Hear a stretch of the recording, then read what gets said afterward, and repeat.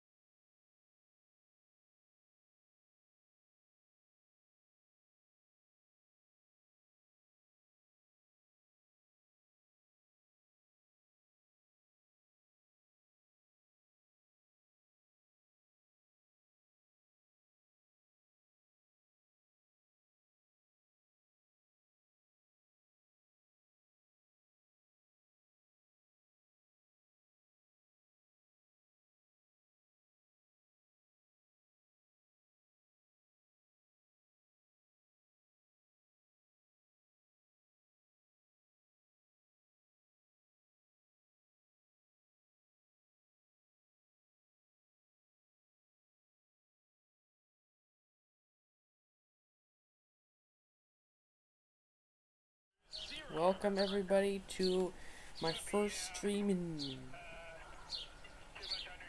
I don't even know when. Yeah, I mean, seriously.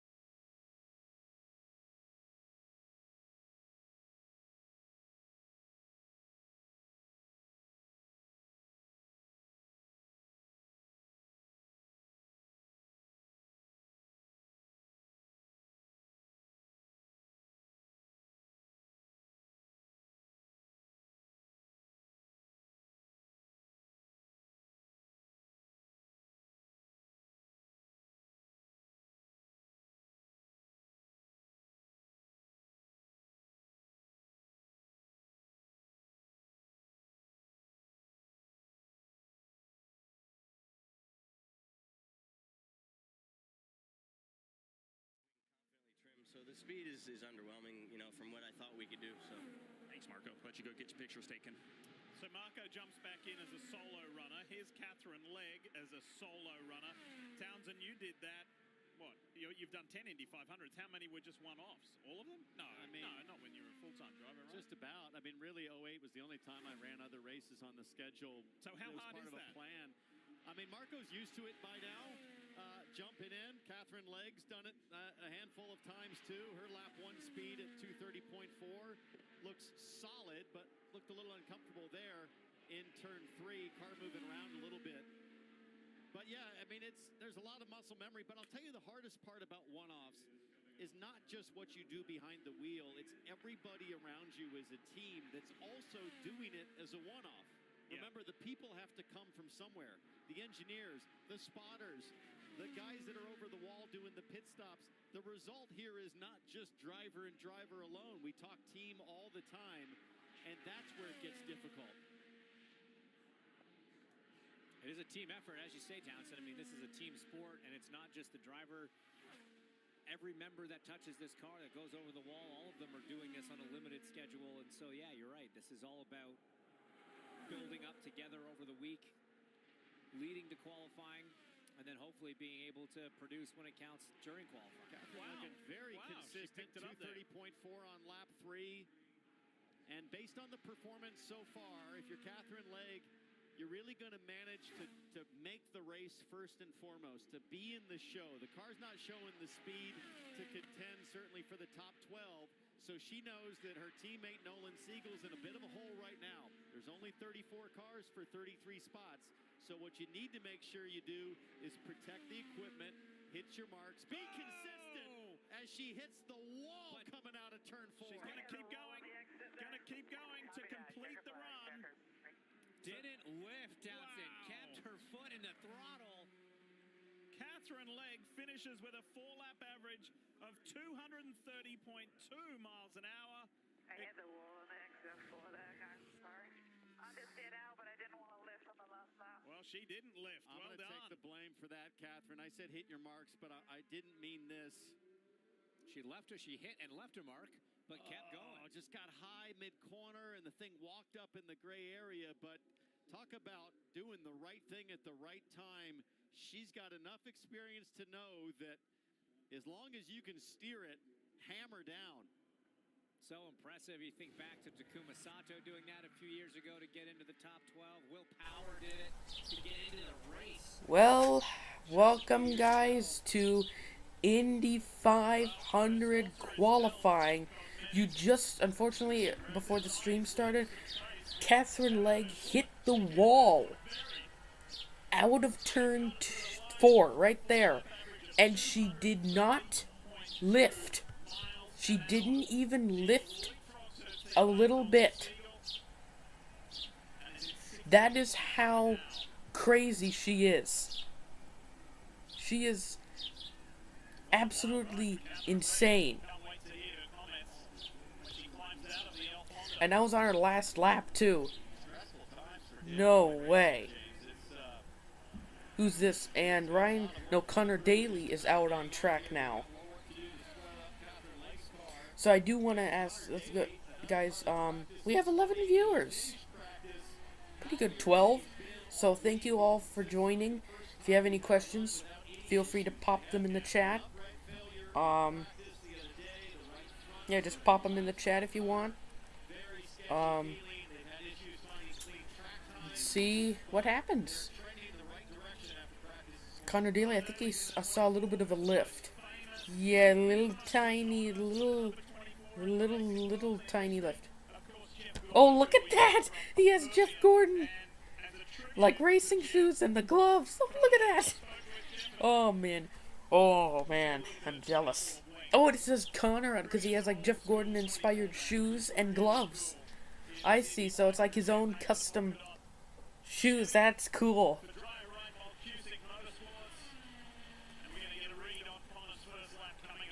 Alright, let's see what's he gonna do. 11 Indianapolis 500 campaign for the Indiana native. First run to the yard of Rex. Guys, okay, now serious question, put it in the chat. Can you hear the commentating okay? Or should I turn it up more on the Peacock side? Put it in the chat. I want to know if the audio's okay.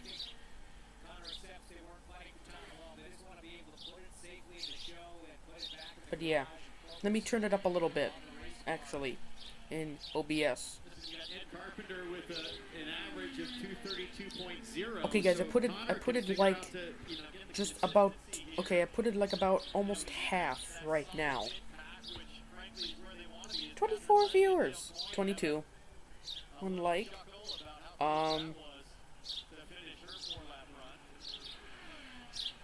But yeah. See what's going on. 231. Okay, that's not too bad.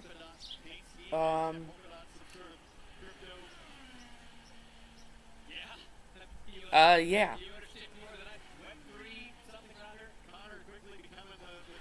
Let's see.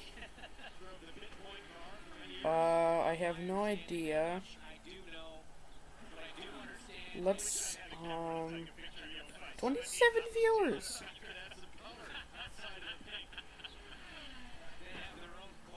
Do I need to edit anything? No, I don't think so.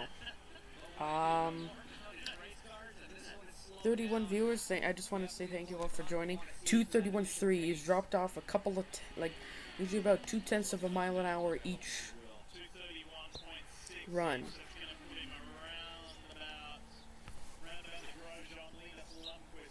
Yeah.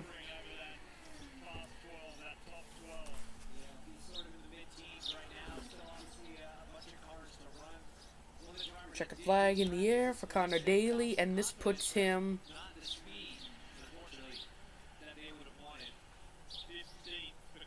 15th. P15 for Connor Daly. That's pretty meh.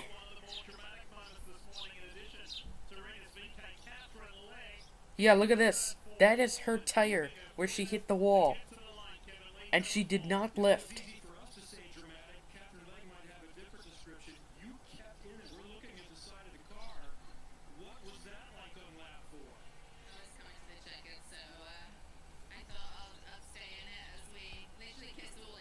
Especially for Elf, right? You know, like the lip oil. No, it was terrifying, honestly. We have some work to do. We don't have the speed, but we're going in the right direction, and hopefully we can get it fixed. Sorry to the guys that they have a bit of work to do, but we will.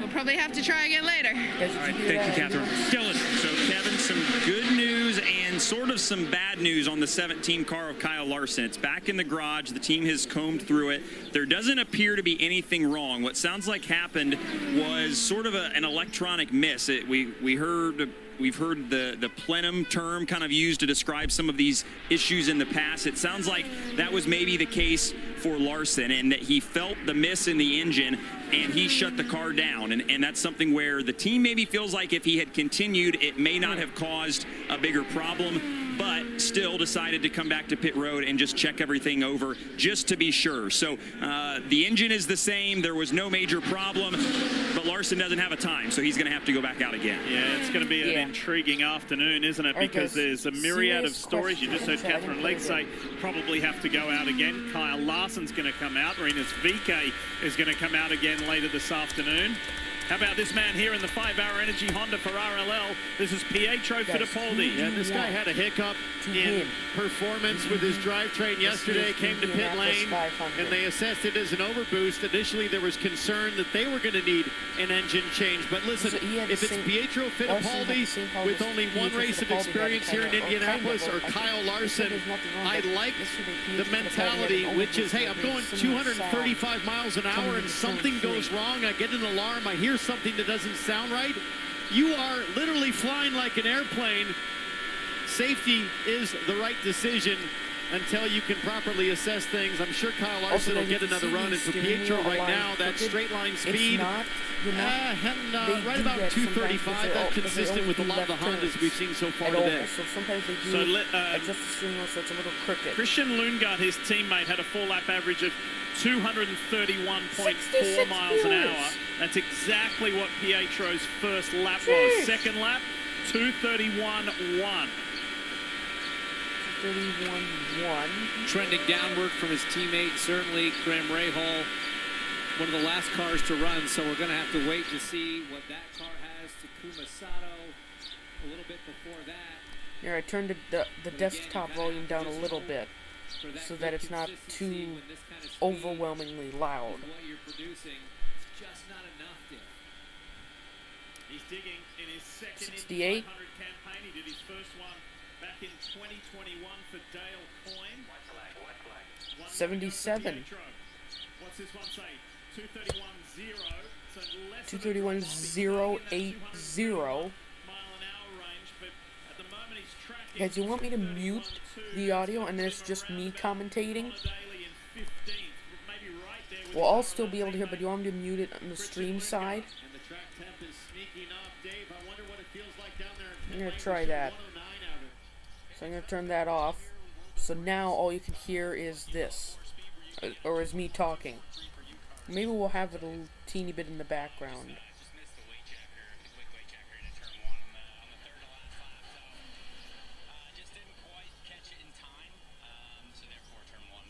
So where does Fittipaldi go? 16th. 231.100.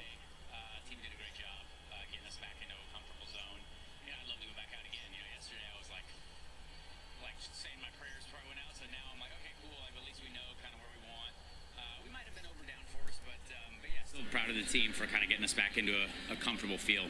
Comfortable is very good after what he's gone through, guys. And missing the weight jacker, Townsend, big deal going into one. Yes, especially. Yeah, Connor Dilly just kind of missed the weight jacker. That's why he kind of slowed down.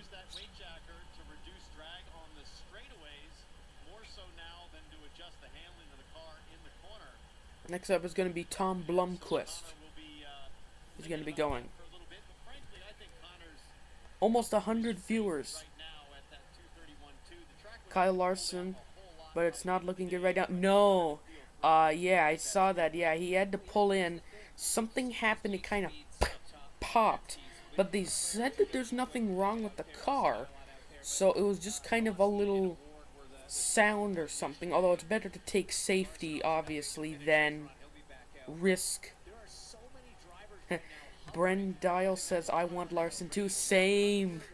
Even though I like Newgarden and kind of Palou, I kind of want Larson to get it. Because that would be cool if he got the Indy 500 and the Coke 600 in the same day. Although I'm not going to speak too soon because you don't know about me and not speaking too soon. Yeah. Okay, guys, I'm gonna give you a story. Last year, I said I hope maybe Grosjean could win, and the literal next caution was Grosjean crashing into turn 2. I'm serious. I am not joking. Wait, guys, I'm gonna do pop-out chat so I can actually don't have to keep going to the other chat window. And let me open this. He said, bruh, I know, right? I cursed him. Oh, God. That's why he gets an average finish in the Indy 500 of 30.5.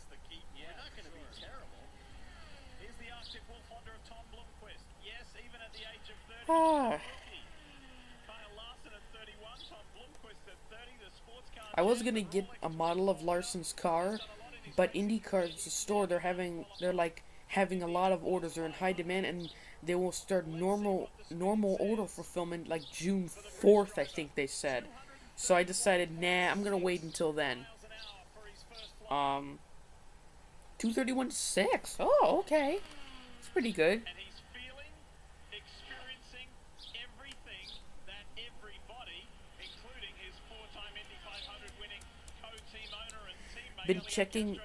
I've been checking the IndyCar channel for crashes. Yeah, I'm trying to keep up with them. I'm uploaded the VK crash. I don't know if it's gone up. And then Lolante. I think I said. Hopefully I butchered. I think I butchered that. He said O'Ward is my second favorite. Yeah, I kind of want Larson, but if he didn't do good, I kind of want he said I seen. Oh, did upload? Oh yeah. Oh, okay, good. But back to Lolante. Is that how you say it?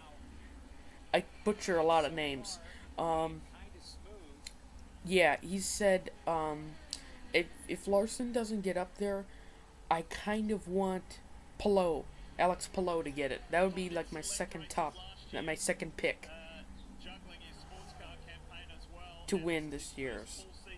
Although it would be cool if Castroneves wins the 5th one. By the way, I do want to ask Brent Dial, I can't check it now, how many views did that VK video get? I hope there is another flip, although, I wouldn't say that, although it's good for views. I mean, my Marcus Ericsson video got 1,200 views. Oh, there's Jeff Burton. I could just barely see him because I have the chat on the side.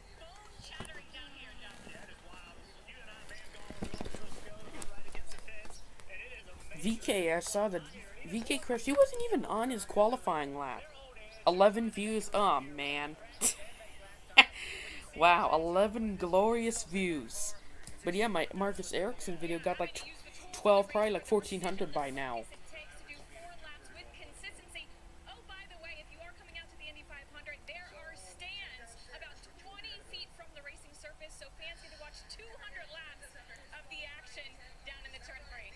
You rule. Oh, thanks, Rara McGee. Is that how you say it? I have no idea. 231.403. Where does that put Blumquist? 15th.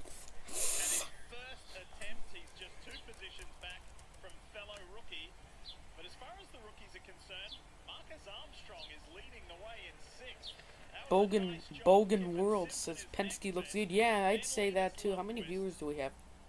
Jeez, 217. Oh my goodness.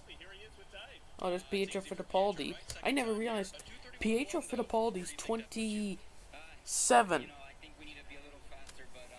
I never realized that.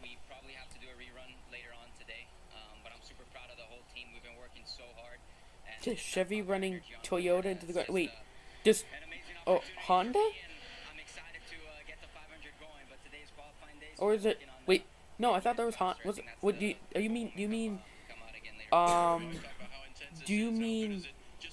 Yeah, okay, yeah. I was gonna say yeah, Honda, not Toyota. Although you never know about Toyota in IndyCar. I mean, they do pretty good in NASCAR, so. Maybe a third manufacturer? There was rumors a couple years ago that Peugeot,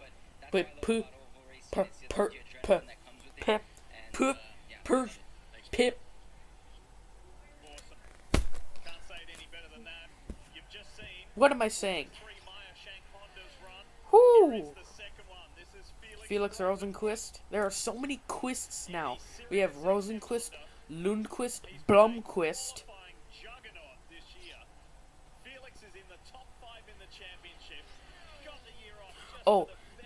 Lear 31A Walker, he had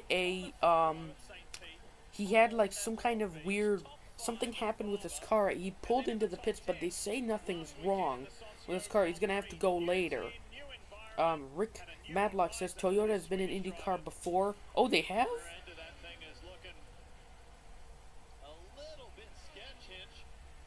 Why is Larson Q running?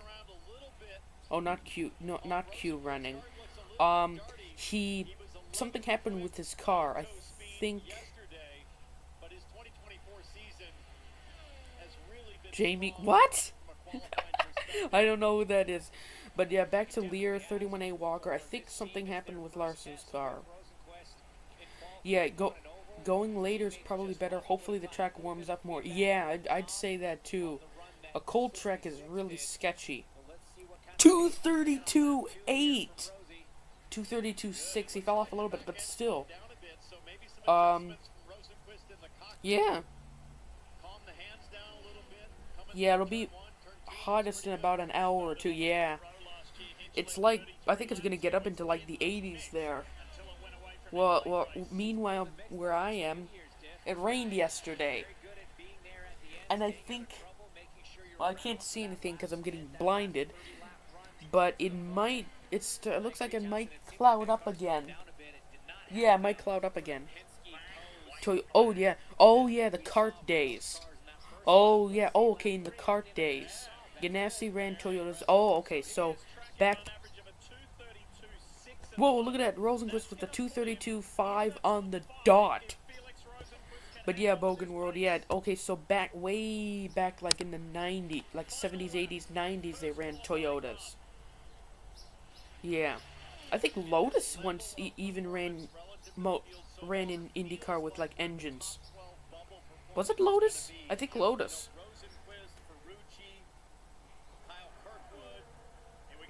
I mean, Ford's going to be coming into Formula One with Red Bull. Goes top 5. Wow. Look at that. Oh, in Indy, yeah, you can. Yes, it's cloudy here in Indy. Yeah, you can see pretty. Andretti got 231. Oh, yeah. Well, that's still pretty good.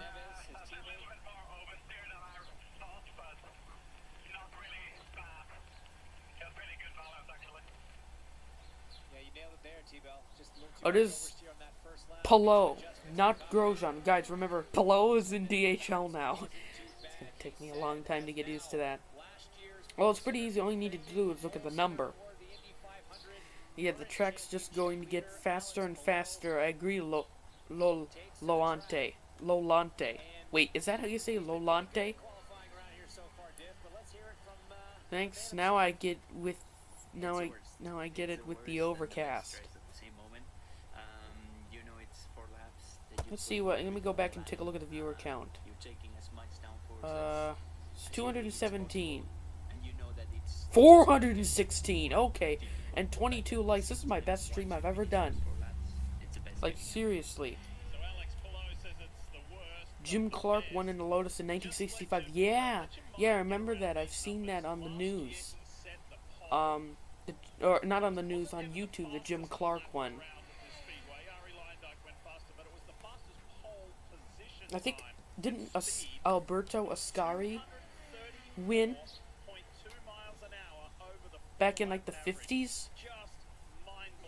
Wasn't the Indy 500? Oh, yeah. Yeah, wasn't the Indy 500 a Formula 1 race at one point? Yeah, it was, I remember. Like, from 1950 to, for, 10 years. From 1950 to 1960, it was a Formula 1 race. Or it counted towards the championship, at least. Blah, blah, blah. Oh boy, here we go. He set the fastest pole lap, or the second fastest. Here we go.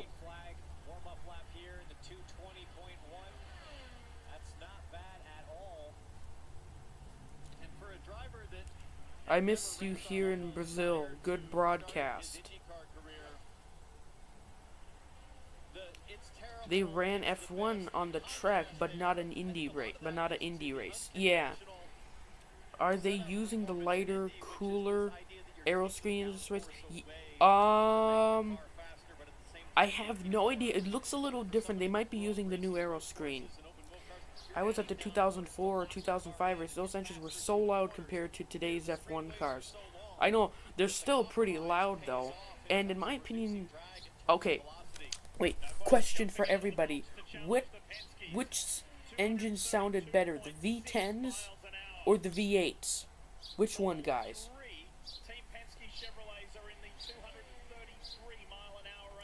In my opinion, since I was around when the V8s were, my opinion is the V8s sound better. It was the Indy 500 back in the 50s, yeah. F1 engine noise now is garbage. F1 had the Indy road course, yes. V10, Peugeot had 1.2 in the teens with an aluminum head, 4 valves per cylinder, double overhead cam engine, only 3 liters, beating 11-liter cars. Brent says V8, same, I agree, the V8 sounded so good. Maybe it's because I was born at the time when they had V8s. I don't know. V8 for sure, yeah. Formula 1 ran the 500 way back in the day when they did the road course in the 90s. The V8 did have a higher pitch to it. Yeah, they did pretty high pitch.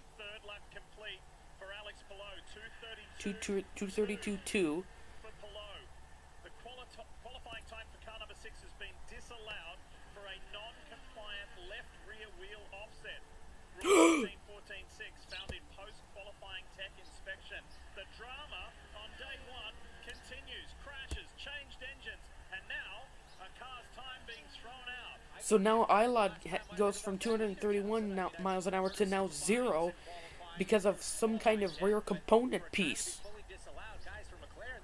Something on the rear left. Seventh? Oh, that's pretty good.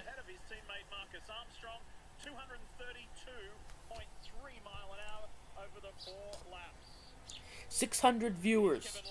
600 viewers. There's Tom Blumquist. Sterling Marlin's 1995 X-Pike sound was epic as well. Who? I think it was Callum Ilott in the number 6 car. Elio Castroneves is... I'd have to wait until they bring up the graphic more. Yep, Ilott's time has just been removed.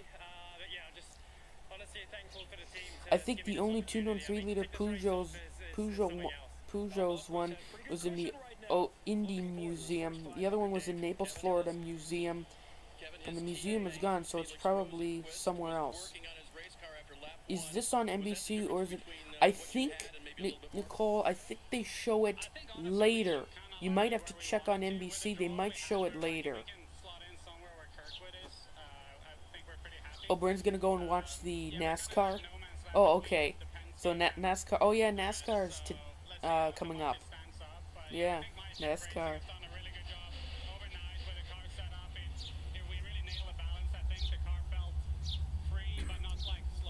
What? JFK, what? Did you, mods, can we, yeah. Is it go Kyle Larson? Yes, same. Sterling was my guy, picked him in 94, stuck with him all the way to Waste Management, yeah. Oh, Takuma Sato.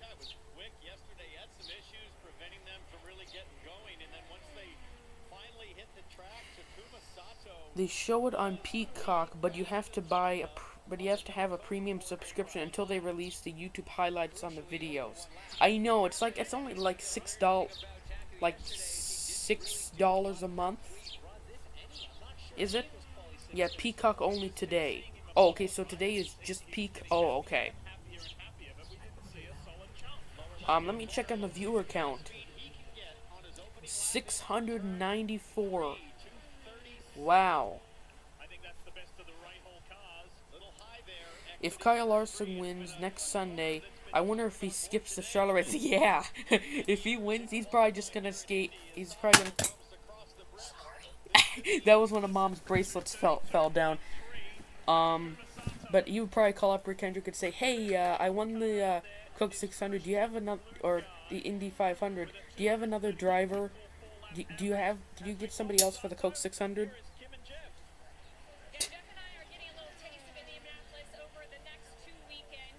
Larson will be in the Fast 12. Yeah, I hope so. Oh, I love the stock Buick V. Oh, I got a message from Taylor that said put the comment thing on. Where is that, guys? Where can you put comments on? Oh, is it in edit? Let's see. Comments. Give me 1 second. Oh, yeah, I did. Yeah. Oh, he said, oh, it's on. Sorry. Yeah, yeah, comments are already on. Yeah, no. It's okay. It's okay. He'll go to Charlotte and win that too if he does, but I think Penske is looking really strong. Yeah. With the 1, 2, 3.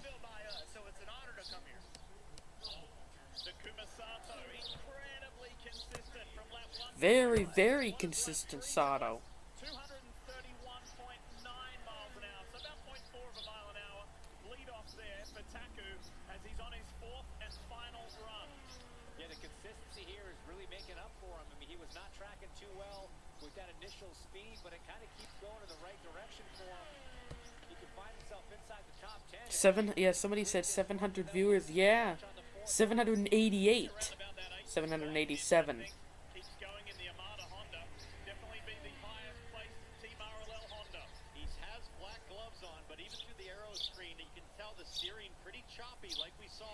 232 mile an hour. Wow. Yeah, I know. They can go. The fastest one was 236. Oh, Teo's in the chat. Hey, man, how's it going? 85 to 90 miles an hour is fast enough for me. Yeah, Teo. Oh, man. Yeah, you just missed. Catherine Legg hit the wall and kept it flat. Flat out. Wall hitting. I know. XD. I know. Yeah. But it was her last lap, so she's not going to give up then. What did I do? Oh, I hit Task Manager. Oops. Yeah. But yeah. Guys, you should check out Teo. He has a really cool YouTube channel. I think he uploaded a Live for Speed video too. I think I shared it in a post, but he does some pretty cool content on there. It's Teo _ Els. Oh my god. I'm not even gonna try and pronounce his last name. I just butcher it every time. 377 kilometers an hour is crazy. Jesus. Ortega says, I'm not a fan of Palau. Not a lot of people are. I'm kind of one of the odd one out. If Kyle Larson didn't get it, I kind of want Palau to win. I mean, oh, who's this? Oh, here's the one. It should get awarded with the best name in the sport. How will the Penske cars look next Sunday when they trim them for the race? Hopefully pretty good. I don't know when, I don't know, maybe, I think they usually do pretty good. Palau robbed last year, yes. Yeah. You don't feel the high speed until you hit the wall, yeah.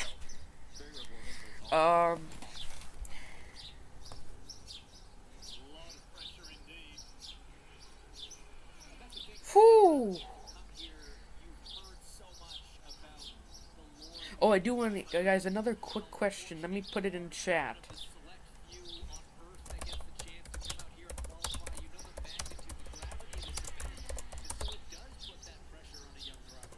Somebody said House Takuma. He's P9 currently. I'm back because commercial. Oh, okay, welcome back. Commercial. 2005. Sato's 9th, yeah. McLaughlin liked fast, but in both one-lap wins in traffic and practice. Hitting a wall is one thing until you hit the fence. 1990s, yeah. I'm going on carb day and race day and sitting in turn 3. Oh, resin, nice. Oh, man, I wish I could go to the Indy 500. The tickets are only like $25. When is Larson going? He's going to be like the last car, I think. Or he's just kind of... I think he's going to be just kind of the last car because they gave up his guaranteed spot. Yeah, I looked on there one time. Rick said, started watching 56 years ago. Wait, 56 years ago? What? When's Pato going? I have to look. Did someone crash while I was gone? Brent, no. No, nobody has crashed yet. Let's see. Oh, there's AJ Foyt. Let's see. Let me check on the viewer count again. Wait for it to refresh. Almost 1,000 viewers. White flag. Oh, he's doing like 231. So that's pretty good. Pato was going out 29th.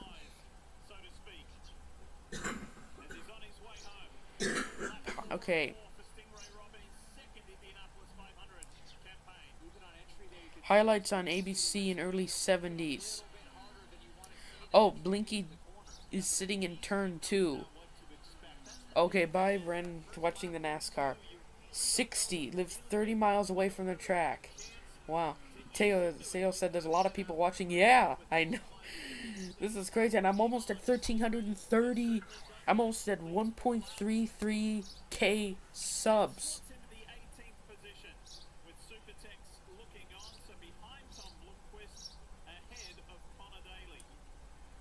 Foyt won the Daytona 500 as well. Oh yeah. 1,022. We've hit 1,000 viewers. Let's see. Oh wait, what happened here? Can you turn up the stream volume? You mean like microphone? As you mean like microphone?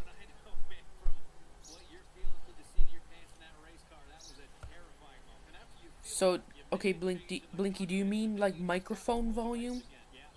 Oh, the stream in general. I'm gonna go into OBS. Lean into the throttle pedal like I was using it as a dead pedal. How's that? Back into the seat and just Yeah, the live stream. That's how critical it is. Dave, what you got? It's Takuma Sato. We didn't see his car wiggle. Is Larson last? Yeah, I believe so. Did you see Danica Patrick throw autograph marker back at fan? Oh, jeez. No, I didn't. I subscribed. Oh, thanks. I'm almost at 1.33Ks.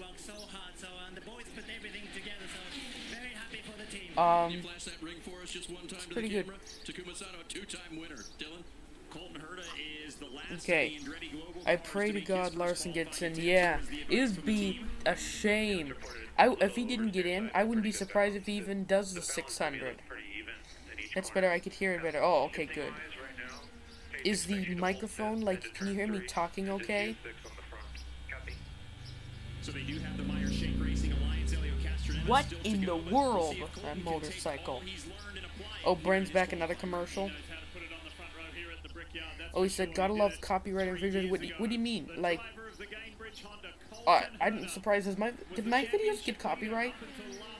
I said, I live 20 miles from the track. Wow! That is crazy. Oh, it's too loud? Okay, let me turn it down a teeny bit.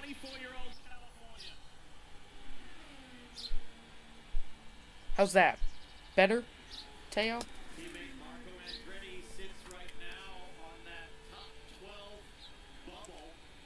With the name like Stingray Rub, you expect him to be a Florida man. Yeah. So, okay, Teo, do you want me to turn it down more? My microphone? How's that? Better? Okay, just microphone. Alright. This is the first time I've used OBS to stream in a while. In forever. I can hear them running right now. Oh my god, that must sound heavily. Turn up the track sound and turn your mic down. Like we've been saying the last few runs, that ultimate speed not there. But with the sun out, the track temp has crept up. We're now seeing it the highest number we've seen all day, 113 degrees. Pretty much exactly what we saw in Fast Friday running. And he's gone faster, guys. This is great. This is exactly the kind of run that Colton Herta needs to have for this time of day. His teammate Kyle Kirkwood is the highest placed Honda so far in qualifying, in fourth with a 4-lap average of 232.7. Herta is tracking at the moment around about a 232.4 mile-an-hour average. Don't want to get too far ahead of ourselves, but why not? I do that all the time. So this is the car that I really like in race trim, though. Forget where Colton's going to qualify this weekend. In traffic, in race running, this guy looks fierce. He would be my favorite, certainly of the Andretti cars, to really compete for a win a week from tomorrow. And just look at that consistency within a 1/10 of a mile an hour over 3 laps in the hottest conditions we've had so far. Again, pure pace. It does seem like advantage has gone to Chevy in this higher boost format that we have in qualifying, but Andretti Global in the 26 Cambridge machine of Colton Herta, they are showing up and showing some consistency when it matters. I might have to turn the stream volume down a little bit.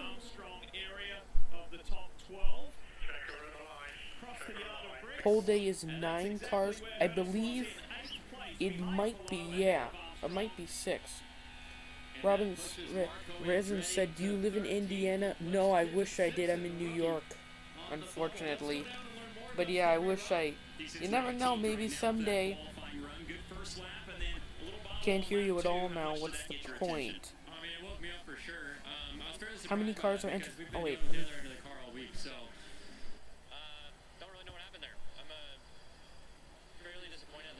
Okay, how many cars are entered? 34 cars. clean and do what I could to bring the balance back in, but once you have that bobble, you lose a lot of confidence. So no lift, I don't think, but just 33 will race 34 enter. Turn it up to, you mean the stream or the microphone? And words to remember from Stingray Rob. So if you have you been following on the draw order and the starting order, you will have noticed we did not see Pato O'Ward. No. The guys reported on that before.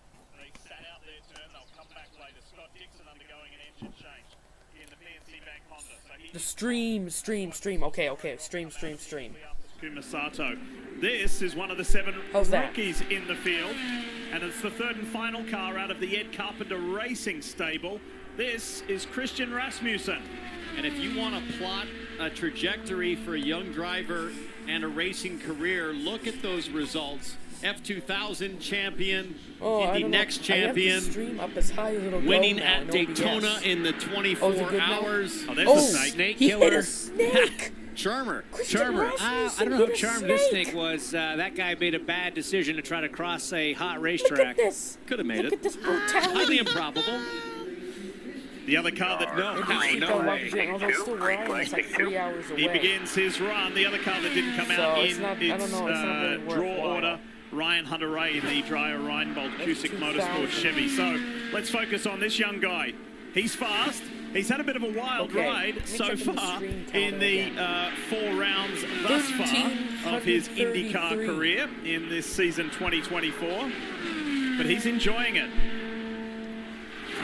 His best finish Oh, he's is on the limiter. 19th, as you heard that limiter coming with authority as he exceeded or met top rev permitted right at about 12,000 RPM. And that's going to cost you a little bit of speed. Still touching 237 going into That's one. one of my bucket list places. Ironically, to go. Another one for someone Rasmussen's in best Florida. result was in the first I've always race of his liked Florida. IndyCar It's not career when hurricanes at St. Pete on the streets. First lap, And then 232.3 miles an hour. So, we'll know more at the halfway point here. Second lap is so telling about a driver's 4-lap run. They lost time. Are they keeping it stable? Did they go faster? We've seen that on the odd occasion so far today in day 1 of qualifying. Oh, somebody's Wouldn't upside surprise down? me if it's a tick What do you mean, quicker in just because of that limiter. But no, he's bled out 0.3 of a mile an hour. Okay. Not a terrible drop off from one lap to the next. So Ed Carpenter at a 232.0, his teammate Rinus VeeKay. Once again, had the big accident early on in this qualifying session, so did not post a time. But in terms of how you gauge yourself, is Rasmussen looked uncomfortably high of the apex wide in turn 3. So that's going to scrub some speed. 1 to go, 3 down. Stay focused. Lap 3, 230.7. That's a big drop off. And that strategist knows, stay focused. Missed your mark there. Something went wrong down in turn 3. And Rasmussen had to chase the car just to keep it out of the wall in the short shoot. So he'll try to regather here as the average speed drops a ton down to 231.7. He's not going to be in the fast 12, the provisional fast 12 at this rate. So he's going to be somewhere in the teens. Oh, okay. Where will it be? But let's celebrate the fact he's a 23-year-old rookie. He's just done his first qualifying run. Okay. Christian Rasmussen right in the middle of the top 20. Oh, that looks so in cool. 15th Oh in the teens. Not making that fast 12, provisional fast 12, but 15th. So he's behind Augustine Canapino. Yeah, and he said I know. He said I ahead hear of about it. Romain Grosjean. All right, let's hear from Colton Herter. He's with Dave. 232.236 for 6th so far. Colton, how would you describe that run? That is pretty on edge for me. I don't know what we can really do. You know, as far as trim level, that's pretty much all we can get away with. But so I think car speed maybe not there, but overall we can probably clean up that balance a little bit and go a little bit faster. It's a good first run, but you know, just not content with just making the field. I want to fight for the pole, and we can't do that at the I so we'll go back and look at some things and hopefully make the Gabriel Honda a little bit faster and be able to fight for the pole. You hear the heart of the racer right there. I believe one of his tires hit a car. Phase 1 of Colton Herter's Indy 500 2024 done. Rahal? All right. Here's a guy who had a big story in Indianapolis last year. It's the United Rentals Honda of Graham Rahal. He felt the most agonizing feeling he's ever here at the Brickyard, the place that made his family famous, and his dad Bobby, where he was bumped out of the field by a teammate. And Dad knew it. Graham devastated. Wife Courtney and the kids were here to console him. And you know the story if you watch IndyCar. He did end up racing last year because Steph Wilson was hurt in a Monday practice crash, and the team very generously, there was collaborative efforts from everybody, from engine manufacturers, sponsors, teams, to get Graham in the field of 33 last year. The NASCAR All-Star race Sunday night. So of the RLL cars today, we've talked a lot about sort of the harshness, the vibration coming through the steering wheel mid-corner. I'd say Graham's looks maybe better than some of the others, but there's still some of that high-speed harmonic going on. And I can only guess, James, that that's a damper setting that maybe leads to a vibration, but somehow the team's figured out that this is the optimal grip, and whatever you learn sometimes on the shaker rig doesn't always translate to the best feel on the racetrack. No, definitely not. And that's not a comfortable feeling at the first lap, being down at 230.6 for Graham. That is not a great run going so far. If he has the normal amount of drop-off, that might put him second last on the charts, only ahead of Nolan Siegel. This is, don't get us wrong, folks, this is still mind-blowingly fast at Alright, how's that? miles an hour, but in comparison to the rest of the field, he's at the wrong end. 230. Okay, it's a little better. You might just need to turn up your volume. Yeah, lots of sponsors. Honda, MyJet, Fifth Third Bank, Luther, United Rentals, Hy-Vee, Fleet Costume Care, United Rentals. Make no mistake, just because the car doesn't have the pace Graham wants doesn't mean that he's not doing everything he can from inside the cockpit. Somebody said too much. As the driver's running up in the top 5 right now. Alright guys, now I will be doing Windows Alt R too. So guys, you know, if Siegel crashed, yeah, I remember that he flipped over. 1.8k viewers. Yeah, oh yeah, 1.8k viewers. This is tracking at a 230. Now guys, do you want me to do the whole thing? Oh, you're kidding me, Graham Rahal. Not again. Keep it going. Finish this run, Graham. Just finish the mother freaking run, please. The team wondering what is up with the engine. Okay, Teo said it's better. Okay, good.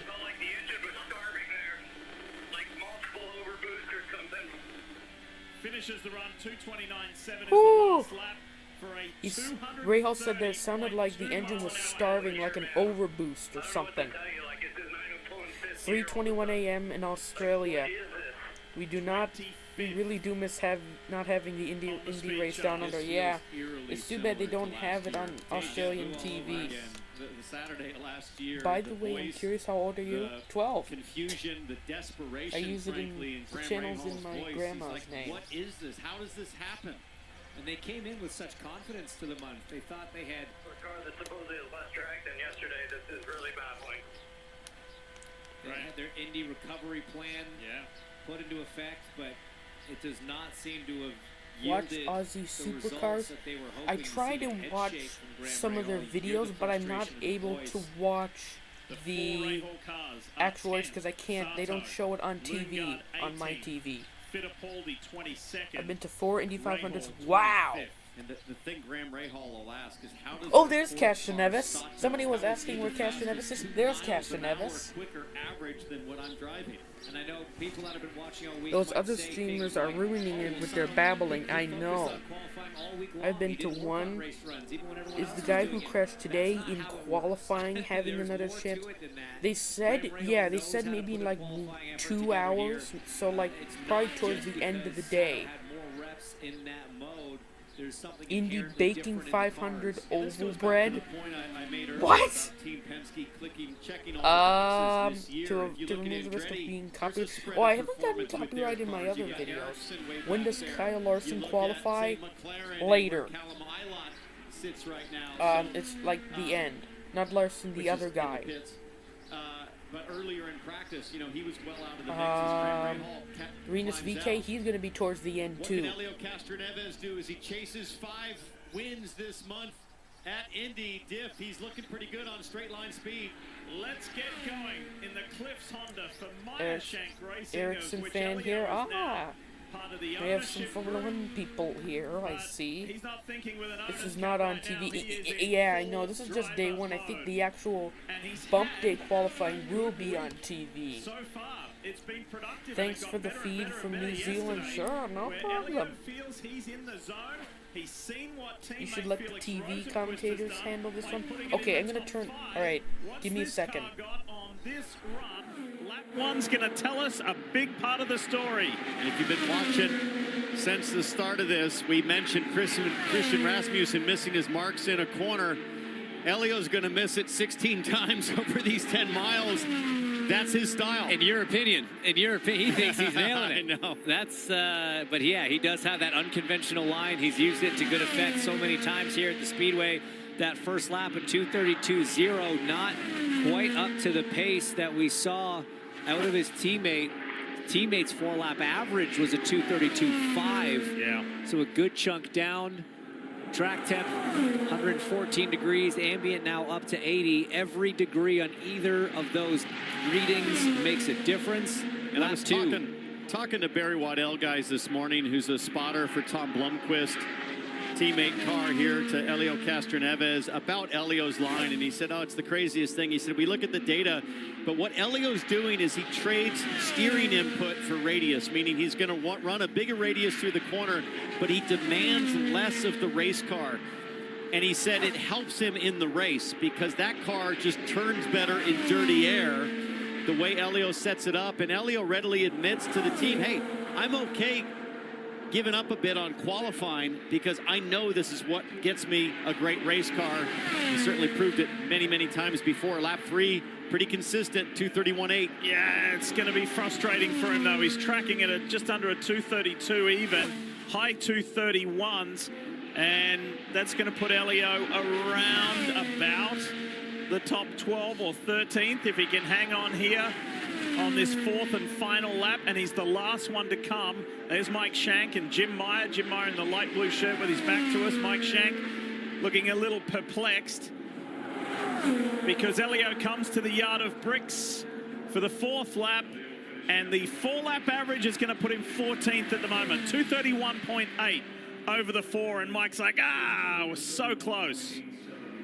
So close. So one car in the provisional Fast 12 for Meyershank Racing. Well done, boys. Well done. There you go. Car's very consistent, boys. Well done, well done. A positive Elio Castroneves. Team ownership changes the perspective a little bit. There you go. And there's one thing on this guy's mind this month of May.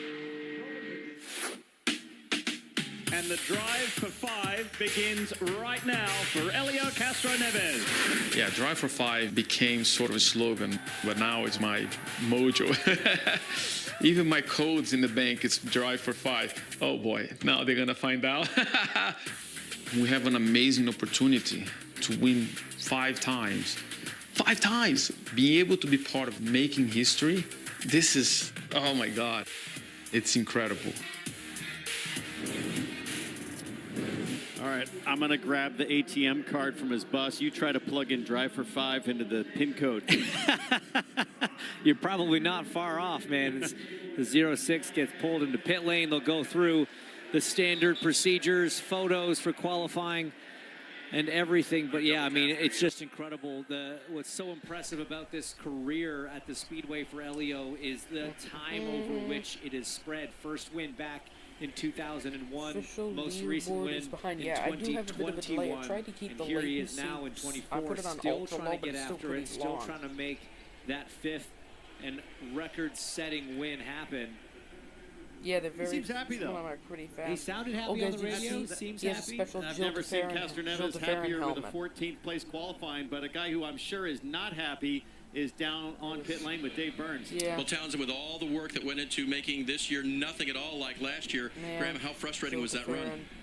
Yeah, I mean, I think, you know, we've taken steps ahead, I think, as a team in general. If you look, though, I think certainly there's a major deficit right now. You know, even looking at Ganassi and everybody else, you know, they're 3 miles an hour slower than last year. We've certainly closed that gap, but clearly it's not good enough. On the 15, I told Hinch a couple days ago, like, we were quickest of our cars, of the RLL cars, and as the 2 days have gone by, we've progressively lost speed. No setup changes at all, same exact car. We're just losing speed, and you know, on the last lap, obviously the engine had a misfire, or so, I don't know, something weird happened a couple of times, and right at the start-finish to start the lap. So it's understandable that the last lap is down, but I mean, we wouldn't even pull fifth gear, which is a shorter fifth gear than we ran yesterday. So nothing with less drag, you know, the ambience and everything else. So nothing really makes a lot of sense right now. So we'll go back to the drawing board, try to get the United Reynolds car a little further forward. Appreciate it, Graham. Kevin? Surprising. Back in the garage area at the Aero McLaren area, and Gavin Ward, the team principals. Let's get some things cleared up. The number 6 of Callum Ilott's qualifying run was disqualified. Explain in basic terms what the issue was. Next. So basically on the wheel, then Larson, then O'Ward, you're allowed, Ilott, you have Dixon, a tolerance for what's called Hunter-Reay, the offset, which is then basically Rossy. where the wheel locates relative to the hub. And what happens on these wheels is they wear with miles. Of course, the engine's going to fire up on us, but they wear with mileage. And what you do when the wheels wear out is you machine them back and put a spacer in to get them back into tolerance. And it looks like, at least on the the caution is for them to clean the track for the next race. Is it bump day? I think that's later in the week. Just missed on the tolerance and a pretty narrow band that it is. We're looking into why. From our drawings, we didn't think that was going to be the case. Tomorrow. Oh, is it? Looks like we've had an error somewhere, so we're still figuring that out. But ultimately, you've got to pass tech on the tools of tech. One thing we didn't realize as a team that we could have actually run those wheels through tech before. 1989 viewers. You don't always check that sort of stuff, so that's a learning experience for us. A tough one, but at the same time, that car's got lots of speed. I'm not too worried. We'll go back out there, put another run in. So is that the case with the number Bump 5 day of is Pato tomorrow. O'Ward, and is it still here in the garage, or is it going through tech Should now? I stream Bump Day too? The 5 is still here in the garage, but we took the opportunity there. Really, frankly, with the 7, we never actually put the 7 in line because it's running last. So there was no reason to actually box yourself in, because usually one of the hard things about qualifying at Indy is that you've got to choose your gear ratios and your setup, you know, for the guess of the conditions 3 hours ahead of time. So given that we're going to run last anyways, we just decided, well, we'll go through tech to make sure we're good, and then we'll wait here in the garage and allow ourselves to make some changes. And then with the 5, basically, block the peacock stand, but I don't know. I don't think I can. It's just there. With that issue in the tolerance, it's there with the stream. I can't get rid of that. I have to make the whole screen bigger. But also, we can make some changes on gear ratios, etc. Easy to get 2K viewers streaming NBC content on YouTube. Do you want me to end the stream or something? Because I'm getting bombarded. I've never gotten a single copyright claim on any of my YouTube videos. That's where we're at. Yeah, we were going to run why again is with it? the 6. So, I mean, honestly, we're going to run again with all the cars. I don't even know. You know, it's all fine. I think there's more speed to be found in the 6. We were happy with the speed that the 17 had before. It looks like VK is going to be next up. You know, honestly, we've got some time. Okay, don't end the stream. Okay. Yeah, I didn't want to. Okay, don't worry, Resin Sweat. I'm not going to end the stream. But it's an interesting situation down there, McLaren. It's the way the rules I'm fine. Oh, okay. Right now. Yeah, no, guys. Don't worry. It's okay. It's okay. I'm not ending the stream. What you want to do with gears? Gearing so important. Everything is right now normal. I just with everything just being so close. Hide the peak. I don't know. I don't think I can. Because it's just an overlay. Run has essentially now. Yeah, stop spamming nose in chat. Times are Rena's VK from the accident. Larson didn't complete his run. O'Ward pulled out of line. VK and Larson in next group, disqualified after his run, and then Dixon, Hunter-Reay, and Rossy. Thanks from Canada. Oh, we have a Canadian viewer in the chat. Stay in the garage and make some changes. Everything you've just said. Think about how wild that. Sometimes just we get see some qualifying picture days and that add are so it over Peacock. here. Okay, guys. So rhythmic, so kind of to plan, to order, and we have had all of that. Let's see. Although in my other videos, I've had Peacock less than 2 hours on there, so let me go It's to. pretty crazy. I mean, guys, we've seen a car pull out of line. We've seen a car not make it in time for the first lineup of a qualifying run. We've certainly seen a crash. Oh, I can't do pictures. 7 cars. No, post times. That's the thing. When we said that the track was down for the inspection, like that normally doesn't done until we've gone through everyone's run, and I see how many cars are left. And I go through the names, and I thought, oh no, they've all either tried to run, the image file, run and been disqualified, or have opted to not run. This is a very bizarre thing. But for 2 o'clock to have to be in this position, I've never seen that. How's that? This Put is IndyCar all over about the Peacock month of May, logo. the Indianapolis 500, as Kim Kuhn knows all too well. Kimmy, leave it alone. It's about respecting the ritual, you like the IndyCar right? And you're logo? with a couple of gentlemen who do just that. Yeah, Lee, it's about respecting the ritual. It's about history, and the fans Has there been have a their crash? own history, I their don't own think stories. so. I'm with Tom and John Dang, Zagala. Rahal's They're 26, brothers yeah. from Ohio. They've been coming for decades. Tom's been to 53 Indianapolis 500s. John's been to 55. Their first race together alongside their father, 1964. Just big enough so, to John, block it. what Let do me you make remember it a about teeny that bit day? bigger.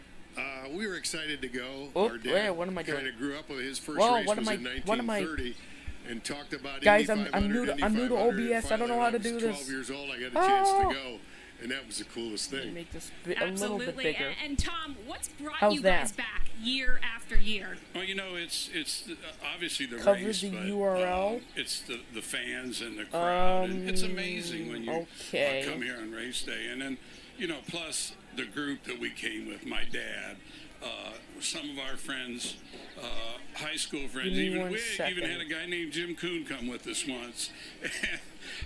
So that's what keeps bringing us back. It's something to do in May. It is something to do in May, and there's a great story. You, like I said, you have a 53 count Indianapolis 500 race attendance. What am I doing? But in 1984, guys, I don't know if I'm gonna be able to do it. It's gonna take me too freaking long. My wife decided to deliver twin girls a month early. So I was here. From West Males, may all your dreams come true, fellas. Over here off of Thanks. Georgetown. Oh, no problem. And my father-in-law just happened to be with me, or I wouldn't have went back. My wife said it'd been fine if you didn't come. He literally drugged me out from under the car. Press full screen. In the car. Oh wait, now I can't. I can't see the chat. We got to the hospital back in Napoleon, I can. Ohio, at 5:30 in the morning. And I walked in. You're okay. And my wife goes, "Don't you touch my babies, you smell." So that's, I could have stayed, but I'm glad I didn't. You still count that, though, as an attendance, right? Count it, yeah, that's a counter. All right, John, who are you picking this year to be your Indianapolis 500 winner? Boy, I'll tell you, obviously the Penske cars are pretty strong, and I thought we'd go with one of those three, or one of the three, yeah. All right. Yeah. Not a bad pick. I got a good story for you about Tom missing the race in 1984. My dad went from 1930, and in 1952, he missed a race because I was born. So I love it. All about family when we talk about racing. Their dad imparting their love for this race, for the Indianapolis 500 onto them. Their dad attending for the first time in 1930. So again, so many cool stories from the fans, and they're really the people that make the sport. This is why we have cars on the racetrack, because of them. That's terrific. Respecting the ritual, the tradition. That's what Indianapolis is all about, and a major part of it is right where we are now. Hey guys, I have a little bit of a little trick up my sleeve. I have a little goose picture. I'm gonna put a goose over the who possesses the concentration, over that precision, and guts Peacock logo to be the fastest person in the world for a week. That's what the insane rush of speed. How's that with the goose? Of Indy 500 do you like the goose? All about. Or one of the hardest goose things or you'll ever no do in a race goose? car. So nerve-wracking. It's crazy. It's the fastest. Don't listen to all the dinny holes in the chat. Okay, it's fine. But guys, do you like the? Oh God, look at that Carpenter. Oh no, that's so good. This is the white knuckle terror of 240 miles an hour at the top end of goose. Indianapolis Motor Speedway. I paused it. Oops, sorry. I accidentally paused it. Do you like the guys? Do you like the goose? And then goose? asked to hang on. Maybe it's better to call them pilots. Knobs are being turned, and buttons are being pushed all I did is to optimize weight distribution and engine mapping, all while maintaining maximum focus. That was Bourdais. He got injured so bad in that crash. He is tuning the sails to good effect. It's fun. It's frightening.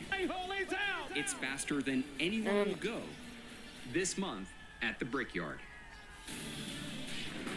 I don't know, do you think the goose simplistic, works right? Just go okay? do 4 laps I don't know, around somebody said Indy. to put like But it is just another, so like an eagle or something. To do that I don't have an 10 eagle, mile although I don't have an sprint eagle where you are dancing on PNG such a image fine though. line, and that I man need like there a PNG, who has won the like a Indianapolis transparent. 500.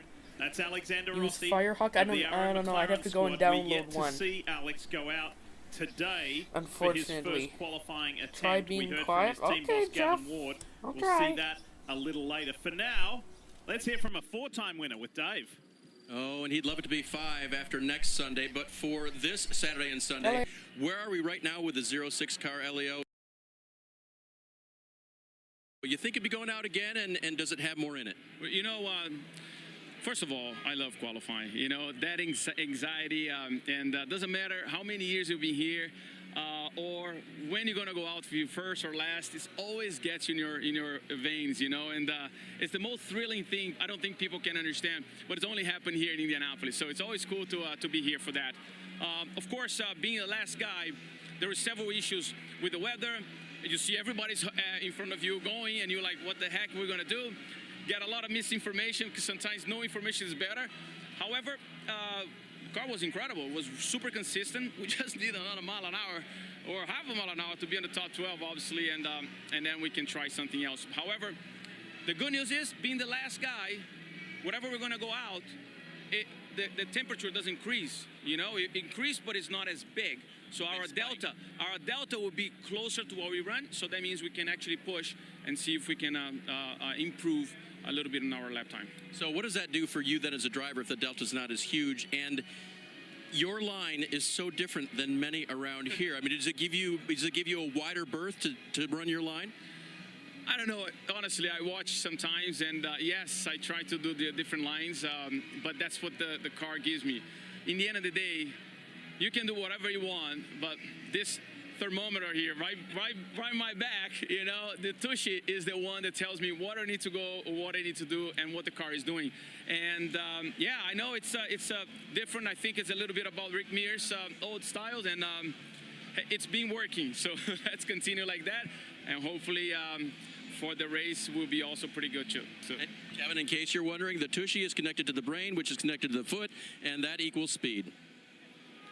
Dave, everyone has had an opportunity to qualify now, so we are into optional runs, and one of those that passed up on their guaranteed opportunity was the 23 Dryer and Reinbold Cusick Motorsports Chevrolet, and they were 30th in line. So there was really, just similar to what Gavin Ward told us about the 7 of Alexander Rossi, there's really no urgency to do that. So now you can get the car sorted the way you want. Plus, they learned some things from Hunter-Reay, and there actually was something that needed to change that they found with the teammate car. So they're back here, they've done that. They've just rolled off tech, and next they will head out to the line, and Hunter-Reay will try to qualify for the 500 this year. Dylan. Kevin, we are at the front of the grid, the end of pit road towards turn number 1, and this is kind of where all the magic is going to happen here over the next couple of hours. I'm in this middle lane, and to my left, to camera right, is lane 1. Lane 2 is over here against the outside wall. Lane 1 is the priority lane, so all of these cars, these 7 cars that do not have a time, do not have an attempt name, they will come to this lane, and they will get first crack at laying down a 4-lap qualifying average. Everybody else, if they want to come out here without withdrawing their time that currently exists, will go to this far lane over here, which is lane number 2. Again, they have to heed way to the cars that are in lane 1. If you want to go out again, you can come to lane 2, but you may just have to sit for a while, which will be the case, obviously, with 7 cars that don't have an attempt right now. If you're in the field right now with the time and you want to risk it and go out again and make sure you go out again, you're welcome to come into lane 1. But once you get into this lane, you withdraw your time. So you better make sure you've got the right changes made, or you could be in trouble. By the way, a new addition to the visual aspects down here is behind this camera. There are 2 shot clocks with 60 seconds on those clocks, and that's the time that the cars have once race director Kyle Novak gives them the signal, okay, you're on the clock. You've got 60 seconds to pull out of this pit stall, off a pit lane, and onto the racetrack, or you lose your time. You've got to turn back around, get out of line, whatever lane you're in, get out of line, go all the way back to get fuel, because that's a failed attempt technically. You've got to refill fuel, put 3 gallons of fuel back in the car, and then come all the way back and get back in the lane of your choosing. So once you get to the front of the grid, you don't want to have any problems because there's no guarantee after that you're going to be able to get into third ends. Dylan, good stuff. If we just go back to where Dylan is, Hinch, have a look at how vacant it is in lanes 1 and 2 here, and even further back down towards Gasoline Alley, back down Pit Road. It's vacant, it's empty right now. But there's going to be a time and point this afternoon where this place looks like a jam freeway. When people are choosing, they're either decisive or indecisive. We're going to go again. We're pulling our time. We know we need to go. And there literally has been traffic jams at that T-junction there before. I was just going to say, it's going to look like Carb Day, everybody pulling out of the Gin Blossoms concert, you know, trying to get back on to 465. I know, what the heck was that? And it's going to be not just full of people, it's going to be full of emotions, full of anxiety, full of stress. There are going to be a lot of teams and drivers not happy sitting in lane 1, trying to get their way into the field today. Oh, they do this in Speedway. But the first one I think Indiana, we're going to see make a run is going to be Alex Rossy. You see him suiting up there. City. Oh my goodness, look at that hat. Out in full effect. Wow. Qualifying weekend brings out the fans, and that's a dedicated outfit right there. That's impressive. Yes, indeed. And this is a dedicated crew right here getting ready to send Alexander Rossy. Here's Dave Burns with more. Well, just checked in down there, and of course he is suited up and getting in the race car, ready to go. I guess my question back to the booth would be about the timing of this, right? It's the heat of the day, but they don't have a run-in. So I would imagine this is just to make sure they've got one, and they will deal with it. They have to have more later today. Would you agree? Yeah, I think that's pretty spot on, Dave. I mean, this was one of the quickest cars yesterday. So even though he's battling track temps and air temps a little bit hotter than what the Penske's had, having all 3 drawn numbers in the top 10. Rossy, the closest competitor yesterday, drew absolutely dead last. So worst case scenario guys, there like me for Alex, best case scenario for the Penske's. But that car was so quick, he could potentially very comfortably get himself into the top 12, polish this thing and put it away. Shut up. The only other option he could have maybe done was just waited till later in the day, gone to lane 1 at 5 o'clock, hoped that the track could cool down a little bit, if it was really important to this group to be the fastest cars at the end of the day. Look at that in the background there in the Andretti shirt. There's Jeremy Millis, who was Alexander Rossi's engineer and strategist for a long time at Andretti, watching on, looking on as to what the 7 has got and how the 7 will do. Yeah. Need to remind you, whoa, look at that. Strategy Supercross complete. As part of the Super Motocross World Championship, we now move in to the Pro Motocross phase of the championship. And in California at Fox Raceway at Pala is going to be the first round. And Chet Lawrence, you'll remember last year as a rookie in the 450 class, okay, I'll try. Do you think I should do around the same time, like around noon? The 450 Supercross title. Can anybody mess with Jet? Can they defeat him? Can they run with him? 240 miles west of Indianapolis. Wow, and it all that's gets closer going than next weekend, May 25 from Fox Thanks Raceway for the stream. No problem, Teo. Streaming live on Peacock the entire SMX World Championship season. You'll see everything that moves on Peacock. We're ready to go, Hinch, from the stadiums around North America to the outdoors and the Pro Motocross season. Going to be exciting to see that switch happen. I kind of like Grosjean, see those bikes back in action, and we're excited to see some Indy cars back in action here at the Speedway. So, what? You're an Indy 500 pole winner. You have to be the best. I'd never go to the snake pit. What is Alexander doing here, right? So the hubbub and the frantic nature of you're next, you're up, there's 3 to go until you. That's not next happening. Up, then Larson, O'Ward, Ilott, Dixon, Hunter-Reay, Rossy. He's in his comfort zone. What are you doing as a driver to mentally prepare, or what is your routine? What were your rituals? What's Alexander doing here to get ready for the fastest 10 miles of his life? Yeah, you made a great point there, Diff, in that they're not being forced to go. They're not being told when to go. Snake There's pit not is that horrible. There's not that I don't know why they even added that thing. Every car in front of you go one at a time. I saw a picture. There were like cans everywhere. They can kind of take it a little bit slower. They can be very methodical in their preparation, make sure that Alex is comfortable in the car. Yeah, and his helmet's pretty nice too. Some of the Aero McLaren liveries are nice, especially when they put the blue on it. They have an agreement on the shift pattern. It's something they would have discussed with the engineers. you know, based on the wind, they'll have Dixon that has answer been for slow, Alex. but never They're count him going out. to have a discussion and talk about the center pressure, how much front wing they want to put in before this run. You see right now these little white stickers they're being covering put the bolts on over the screw holes of the fuel cap. That is how much they are paying attention to every seam. Wow. Is and that every cheating? line. Now there's a helitape that's going to seal up this entire panel that pops off for refueling. They're going to put helitape across it to make sure that no air cheating, dip can get guys? into Is this that cheating? tiny little crevice on the no. race car. When you're in qualifying trim, McLaren now every sponsored bit by of bodywork HP, is hence the taped blue. up. Oh, really? Every I thought it was. gap, Oh, every wait. hole, Really? Every Wasn't it raised Ferrari? surface is covered. Every lowered surface is filled to make these cars Somebody's slippery name as says possible bleep within the 2311. rules.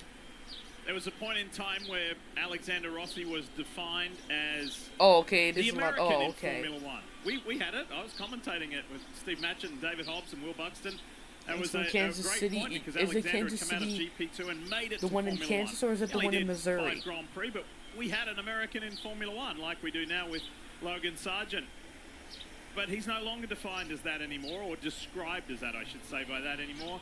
He's now known as an Indy 500 winner. It's only $6. Yeah, it's $6 a month. I went into that race just trying to finish it. Like that was goal number one, was just to try and get our first 500-mile race and our first super speedway race under our belt. Qualifying. Qualifying, it's Alexander Rossy. As a kid, you know, I was just, I knew about the Indy 500 and I knew about the significance of that event. UK. Wow. First timer is going to win we have somebody from across the pond here. Actually, standard procedure. Yeah.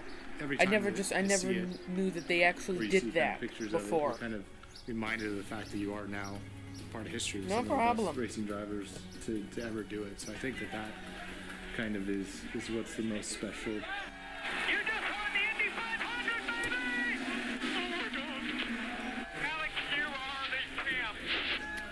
To win the Indy 500 in your first time is unexpected. Of them. Yeah, there's also Valentino Rossi, which did he retire? Oh, the Kansas City. Oh, okay. Every year, what's that? You're not able to win. Wait, what? Kind of return back to that spot. Your desire, guys, give me 1 second. For winning that race, kind of just.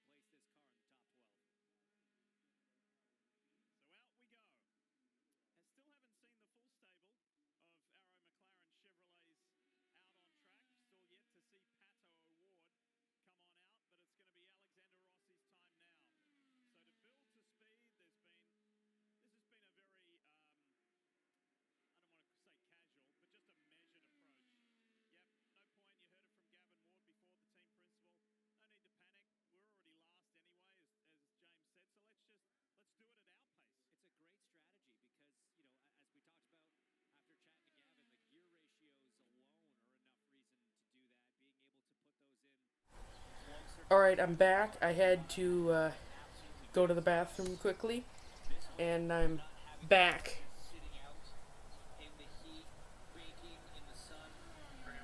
Who are you picking amongst the rookies? Excluding Larson. Rossy's been the catalyst for some action. Out comes teammate Pato O'Ward, thumbs up, ready to go. And so too is Alexander Rossy. Here we go. Green is out. First lap begins. Pretty slow warm-up lap compared to some of the other ones we've Let's see. Number 7 is out. Thank for the steam. Good job from Florida. Wow, Florida. Stop switching screen. Yeah, I usually try and default to that screen when I need to go and get something. Whoa.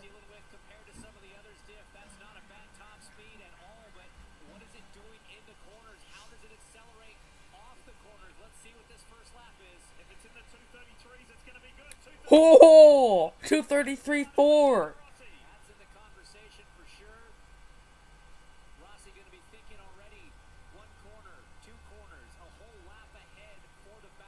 Yeah, dude's flying, yeah. You've got to almost predict what the car's going to do for an effective qualifying run here at the Speedway.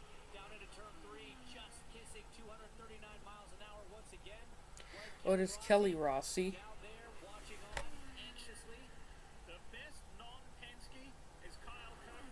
Guys, you want me to disable full screen for a minute?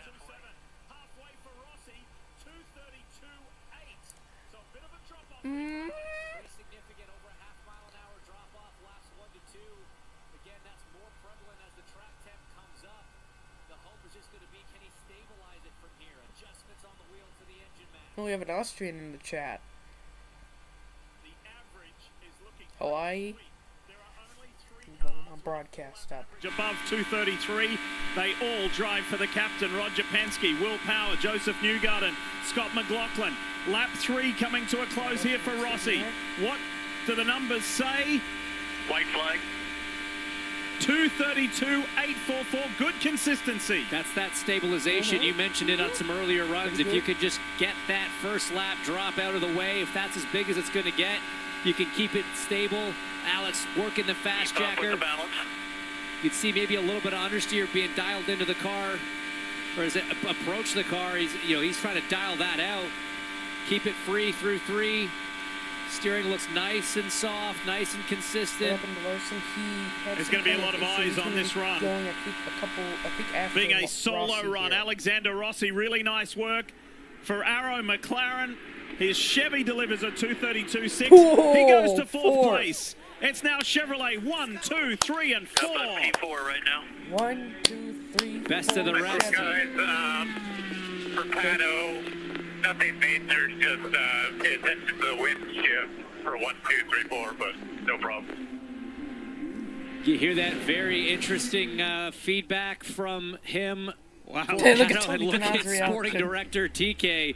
He seems pretty excited about it. Well done. So Tony Kanaan jacked. Alexander Rossy satisfied. Quick info back to teammate Pato O'Ward as we check in with Jeff Burton. As I just wanted to quickly add that run could not have been timed any better. The clouds came over. The temperature felt like 10 degrees. He mentioned the wind. The wind picked up a little bit.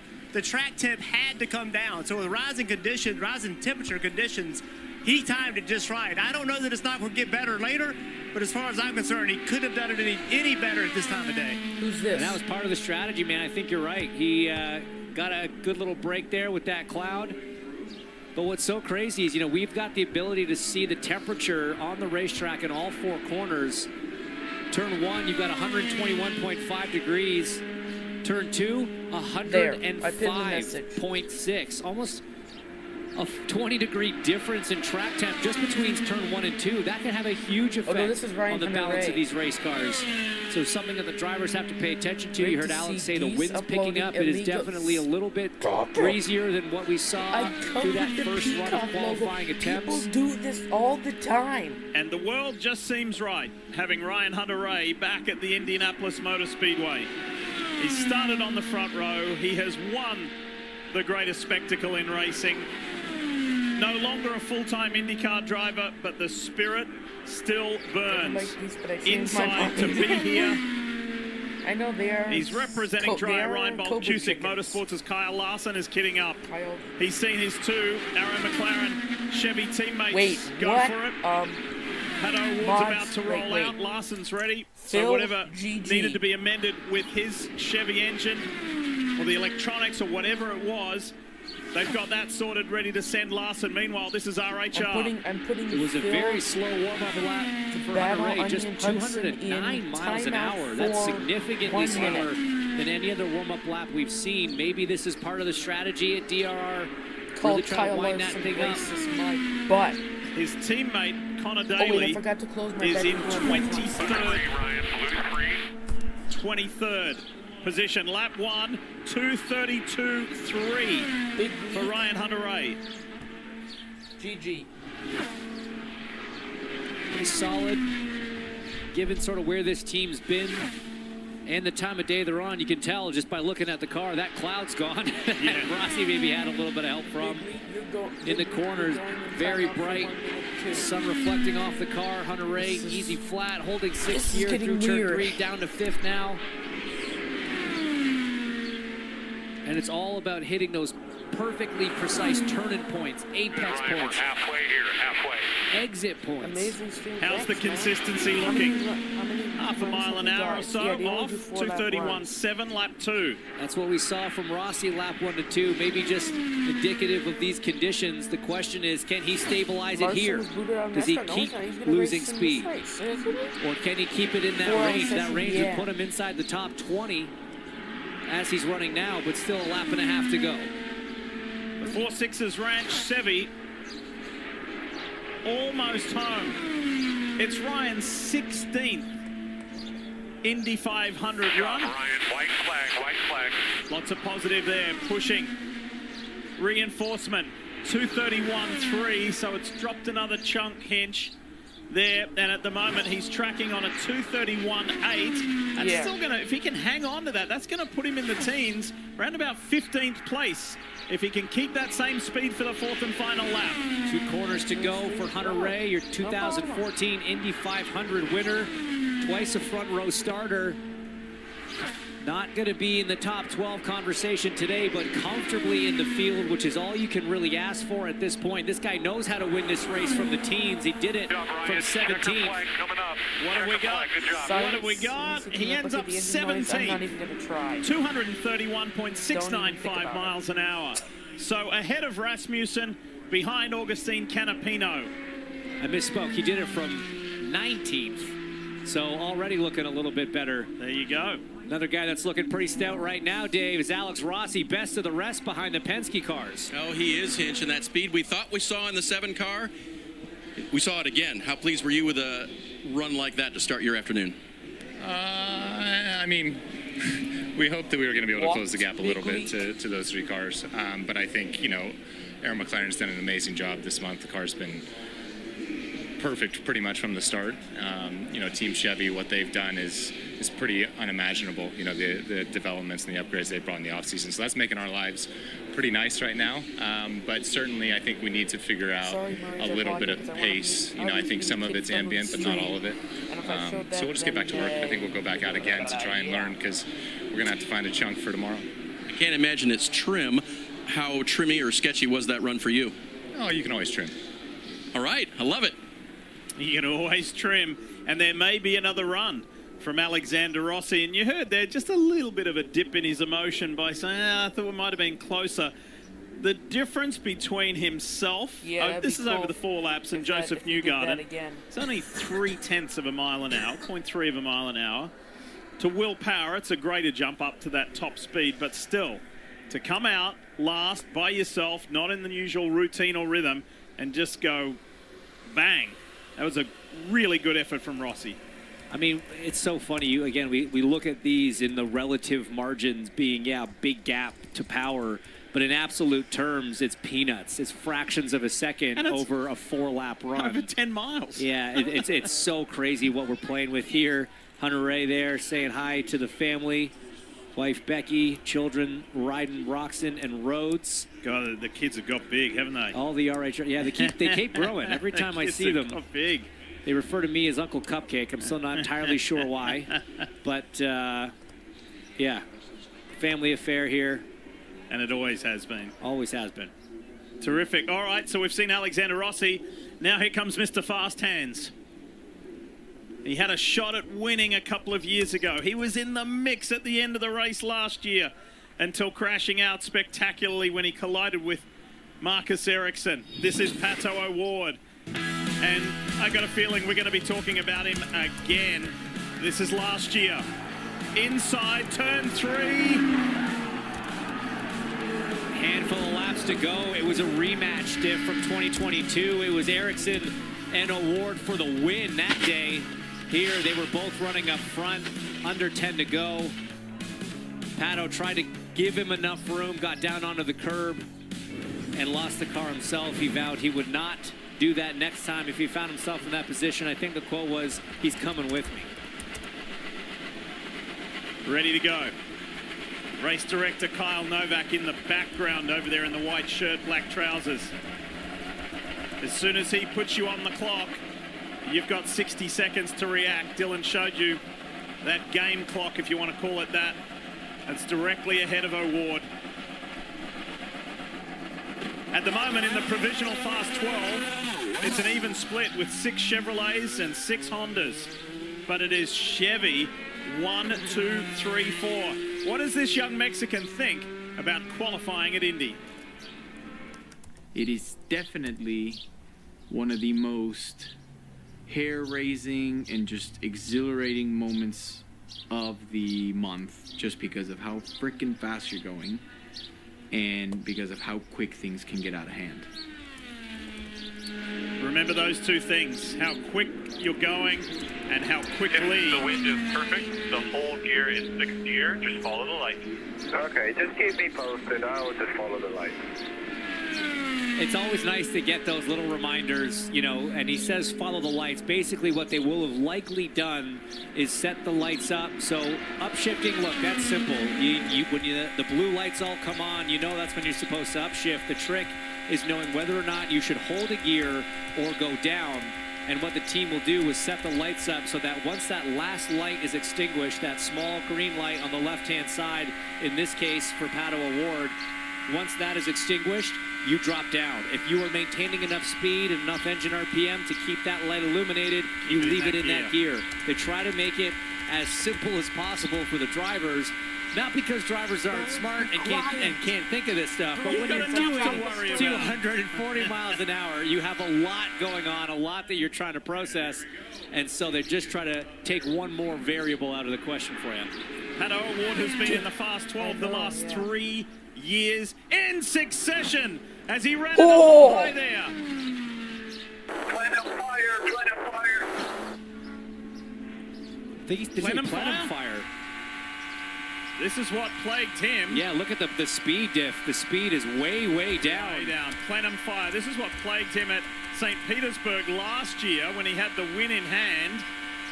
And was it that similar issue for Kyle Larson, maybe? Well, maybe, and that's kind of what we heard. Overboost is something that you get grade 3. Often on shifts. That first lap at 227 mile an hour. It has been a very difficult day for the McLaren squad. Rossy holding the flag for the team, but Ilott disqualified for a technical infraction. Larson in the lower right-hand side of your screen didn't finish his run. Oh, he's way on the limiter there. And this is not going to be quick. They know it's not going to be quick, but to their point, just finish the run. We've seen so many issues today, Diff. We saw it again, Pato. We're going to finish the run. There you go. Confirmation. Finish the run. Just get us on the board, and we'll worry about the next run. He's saying he can't shift. Oh, crap. Big issues. Gavin Ward, team principal there in the lower box. That's a worried look. More problems. Well, of course he's worried. He doesn't know what to say. Why? Where's our luck? What's happening here? 4 cars run, 3 issues so far for the McLaren squad. And this was the team after yesterday that was the fastest behind Penske, the closest competitors he finally got into to the Penske cars. Pato just frustratingly did go quicker on the second lap. White flag. Did go faster on the second lap. And he goes faster on the third lap. So good, calm advice from the team to say, stay in it, we'll salvage something here. Yeah, it did shift. At least let's put one run on the board. This is what they tried to do with Larson, was just get him to finish that final lap. Miscommunication had him coming into the pits. That's why he doesn't have a time, but he's on deck right now. What a weird kind of juxtaposition of fortunes for his two teammates right before he runs. Rossy with a solid run, Pato with an engine problem. Formula One, I believe. There you go, into the run. Pato O'Ward, 29th on the board, 229.84 miles per hour over the 4 laps. And yes, some head scratching and some worry for Gavin Ward. 29th on the board, but Kyle Larson and Callum Ilott and Scott Dixon all still to run. But let's try to listen in again on what happened with Pato.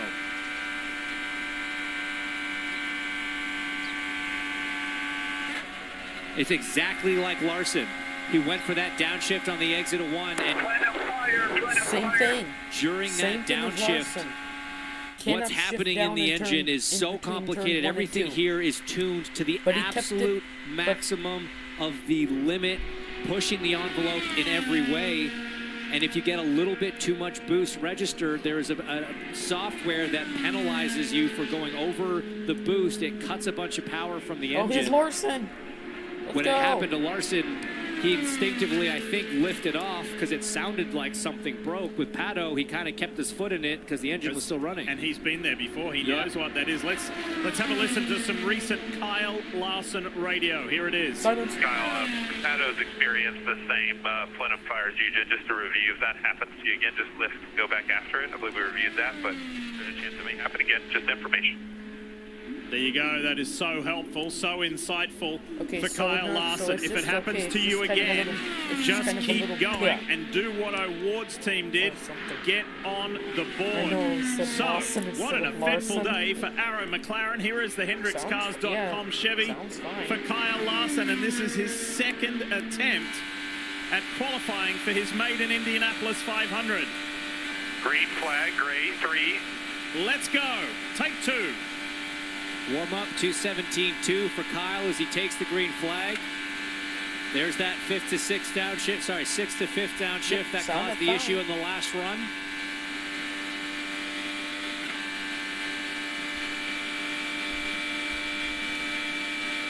.240 miles an hour diff into turn 3. All right, now we're talking. He has got all the pace. He seemed kind of somewhat nonplussed yesterday. He said it's fast, but it's not scary fast, even though it's the fastest I've ever been in a race car. 4.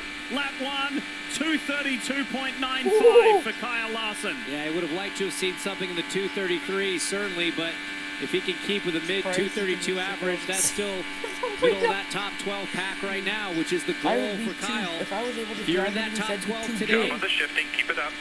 You advance to tomorrow, time's erased, you get another crack at it. Good words from Brian Paddy too. Good shifting, stay on it, keep it up, keep doing what you're doing. This has been an accelerated learning program for Kyle Larson. He's now at the halfway mark. Tony Kanaan, Indy 500 winner himself, looking on. 2:32.7, so good, stable run.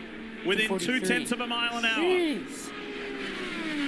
It's not fast at all. What are you talking about? Well, I guess maybe Top Fuel Dragsters. If you can have a nice stable run like that, you're flirting with the top 5 diff. That's a still looks good. Good job. Solid run, and 240 again into turn 3. As fast as we've seen anyone to have to commit to that corner flat on the throttle. You see the downshift coming off of 4. White flag. At this moment, as we see a 2:32.3, this is a really good run. At this moment, Hench, I'm thinking about our old teammate, our dear friend, the late Robin Miller, who just so badly wanted to see this happen. Robin, it's happening. It's real. Kyle Larson has come from the dirt track. He's come from the NASCAR Cup Series track. He's at your track. He's at the Speedway. As Jeff Gordon watches on, he's about to complete his first ever full qualifying run for the Indy 500. The Cup Series champ comes to the line. Kyle Larson slots in to the provisional 12 in 6th place. Yes. How about that? 232.5 for Kyle Larson. Job, Kyle. Very nice. Nice job, Mike, Phil, everyone. Very nice job. High fives, fist bumps, and handshakes down there on the 17 stand. Jeff Gordon even got his cell phone out and recorded Larson coming across the finish line. That's what Indy means to racers, Diff. That's what's so cool about this place. Larson, I mean, he's going to get out in his interview. He'll be like, yeah, it was fine. It'll be exactly the same. And look at Tony Kanaan. Kanaan is blown away. He can't believe it. There is one of the legends of the sport, and he is blown away. Jim Campbell from General Motors and Chevrolet, who's in charge worldwide of high performance and motor racing, and he loves it because this guy is special. He is a standout. And Mario Andretti says he is a special talent. I don't know and we just got to see it. And remember, it's all part of the bigger picture of doing the double. Double or nothing. He's also got to do the And he's going to go race next tomorrow. weekend to do this, the greatest spectacle in racing, the 500 miles here in Indy, and then the 600 miles in North Carolina at Charlotte Motor Speedway in the Coke 600. He deserves all the rounds of applause. On a short, steep learning curve. Sam Schmidt in the background as well. Yesterday he told us, Hench, this guy is a generational driver. Jeff Gordon said that feels good. Yeah, you saw Tony Kanaan visibly exhale as he walked off a pit wall. I think maybe more stressed out and nervous than the driver himself. This guy's been so cool. He's approached and attacked everything that's been thrown at him with a very calm approach, very graceful to it all, and has just done a remarkable job in that first full attempt. And as he unsuits, we see Kyle Kirkwood, the other Kyle, suit back up and go back on track, sitting provisionally 5th on the charts right now. But we heard in his interview, his engineer said, we think we can go faster. We've got something for them, he said. So remember, Scott McLaughlin went after him as the Arrow McLaren team debrief already with Kyle Larson. Time for him to get his picture taken. Kirkwood drew number 1, so he went first earlier today, this morning. And it was McLaughlin who went second. Then he immediately said the team thinks that we've got more and maybe we could have something for McLaughlin. Always a big risk and a big step when you withdraw your time and you say, let's go. I feel I can go better. Lap 1, 2:32.5. Not going to be enough, Diff. That's already a few tenths slower than his average from that first run. Very different conditions, 116-degree track temp, about 20 degrees hotter than when Kyle last ran. So difficult to make a big improvement on a run, on your overall speed, on your consistency with that kind of jump in track temperature. But there's still something to be learned here. If these are the track temps that are going to be what the teams and drivers are experiencing in the top 12 and the Firestone Fast 6 tomorrow, then this is all useful information. It's almost like an extra test session. 2:32.3 for Kyle Kirkwood. Remember, he came in the provisional Fast 12 with the 5th best time. Behind Power, McLaughlin, Newgarden, and Rossy.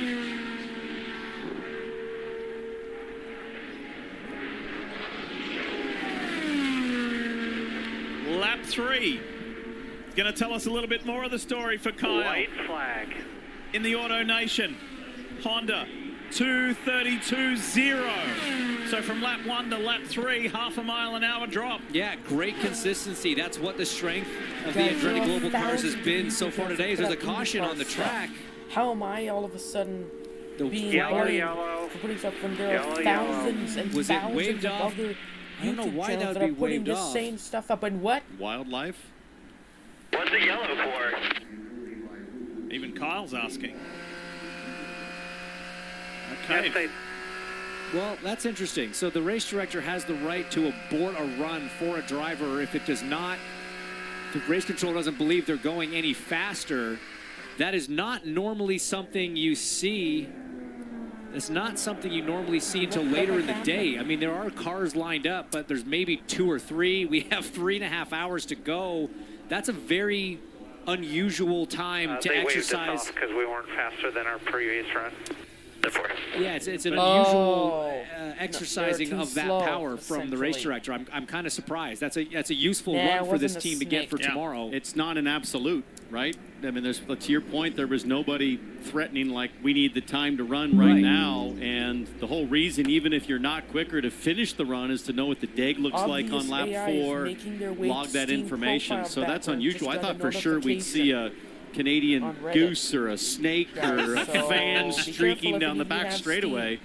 So I was as surprised as Kyle Kirkwood sounded in the cockpit. Yeah, and I think the surprise comes from everybody because it's just so atypical at this time of day. If this was 5:15, there were 4 cars in lane 1 trying to bump their way into the field, I don't think anybody would have questioned why the yellow came out. But for right now, it seems very bizarre. Oh, I just saw Teos have trouble getting his visor up. No, I think Grosjean already went. So that 5th place time stays there for Kyle Kirkwood at the moment. Here's Dave. With the other Kyle Larson, 232.563. Is that a nice sounding number for you after the day you've been through? Yeah, I'll definitely take that. So hopefully it's enough to make the Fast 12 for tomorrow. That'd be really cool. But yeah, happy with the balancer of the car, and you're proud of the team. You're for not all of us not freaking out after you're not getting to run that or complete that first run. So just great to be in the show, and a huge thank you to Aaron McLaren, everybody at Hendrick Motorsports, especially Rick Hendrick. I know he's watching probably back at home, and just an awesome opportunity and having a blast so far too. So staying in tune with things that are going on in North Wilkesboro as well. So it's been fun watching from a distance, but yeah, happy to get a good run in there. You didn't freak out. How did you walk yourself through? Okay, learned something. Now I got to get out and do it again and do it the right way. Yeah, honestly, I feel like the nerves were a lot less. Going the second time, even with not completing that first run, I just felt like less nervous. It's just good to get a run in. I don't ever get to qualify like that. Where you get multiple shots at it. So, at least where like that one lap matters. This you can forfeit a run. So. Yeah, getting that run in earlier, even not completing it was fine, and felt much more comfortable there. What? I know! Oh, I went out of I backed out. Oh my God, I'm so stupid. As a race car driver, doesn't want to race at Indianapolis, and living here in Indiana is definitely high on my bucket list, and so I'm definitely living vicariously through him. Although we're not intentionally trying to create the drama, so I'm with TK on the heart rate. We can finally breathe, but now it'll ramp up again tomorrow. Just so proud of everybody at Aero McLaren and everybody that's been a part of this, including TK. It's been a total team effort to get the car here, to rebound like they just did under extreme pressure to make this race, and now be in the top 12, at least currently. We'll see how it ends up, and that's it's exciting. It's amazing to be here. The atmosphere is incredible. It's not even race day yet. Yeah, we're just getting started. TK, do you think from the team aspect that they would want him to qualify again? How important is it to stay in the top 12 if that's in jeopardy? Or is it just, no, get him safely and let's think about racing?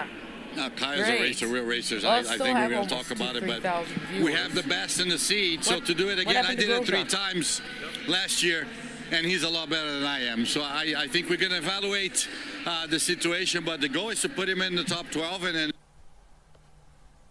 and go for tomorrow. So I want to get the call from Jeff or Mr. Hendrick saying, what are you guys doing that you're not putting him there? But hopefully we'll be safe and we'll play tomorrow. Tony Kanaan, the Aero McLaren sporting director, and another legend in the sport here today at the Brickyard, Jeff Gordon. And look at that. There's a lifetime photo. No matter how far, how big Kyle Larson gets in his racing life, this one will be one to remember forever. What a great effort. It's terrific. And I was just down on pit lane and chalked with Kyle and with Jeff Gordon. And for Kyle, I was really amazed and frankly impressed. He wanted to talk about how he hasn't had enough race running yet. He wants more time in traffic. He wants more time to learn the controls. Here's a young guy with his first day at Indianapolis for qualifying, but his focus is frankly already on next weekend and obsessing over closing the gap, the learning gap, the knowledge base that he doesn't have about how to run in traffic. And that's been, I think, kind of the surprise of this week is for one reason or the other, they had an engine situation. Yeah. The teammates were on different cycles in terms of the planning for practice. He just hasn't had the race running that he knows he needs. He will have practice on Monday. He will have carb day, but those are limited sessions. So I was really impressed that Kyle Larson, as much as this is a big day in his career, he's really focused forward to the 500. By the way, you saw Romain Grosjean for Junco's Hollinger go out and complete 3 of the 4 laps. There's Romain, he's back. Race director waved off his run as well, his second run, because it was slower as well. Here's Dixon. He then put Scott Dixon on the clock. You may remember we documented earlier today about the PNC Bank Honda had an engine change. We heard from Mike Hull, the managing director of Chip Ganassi Racing, and the man who calls the strategy for this number 9 car. 6-time series champion, Indy 500 winner, 5-time pole winner. But now things get a little bit more serious, and it's been a bit of an uphill slog for Dixon. This year's Indy 500 qualifying and the practice and the lead-up. The speed just hasn't been there.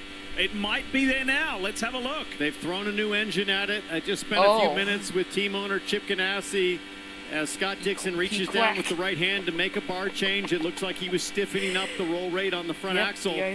But they'll be obsessing over that number in the lower left-hand part of your screen, mile per hour. What does this thing do down the straightaway? That's been the issue.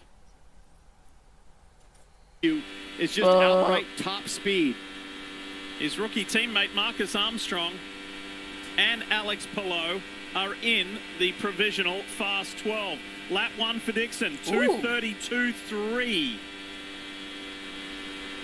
That's going to be tough. I think that's a skosh better than what they practiced with this morning. Going to be tough to make the 12. They're tracking pretty good here, and look at Scott. He's making those adjustments. This is where Scott Dixon's experience and his seat-of-the-pants feel as his wife Emma looks on with some strain and concern over whether or not Scott might be able to find the magic. But, Diff, I think he might be getting a little bit better over this run with those adjustments behind the wheel. Let's see, maybe it can go up to 2. Subscriber count. 132 and a half. 1 second. Let's see, 2:32.2. So close. It's consistent.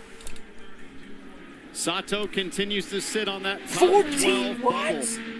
1400 You gotta break into there if you want a chance to start up front in the Indy 500. Dixon has comfortable speed. No worries about making the show, but that's not what he's used to. 5 times on the pole here, 237 again on the straightaway. He grabs the downshift at just the perfect time. He is the first to run on qualifying day number 1 with the track temperature at 120 degrees. I just want 3 down, 1 to go. 231.6 on that third lap for Scott Dixon. Yeah, you saw that right hand reach down and pull that bar adjustment back, so he's looking for a little more grip out of the front end. Doing everything he can with the settings here, just trying to find hundreds if he can. That's how tight that part of the field is going to be, right at the 232 flat mark. Give you guys 1 second, and I keep pausing it. Full screen now.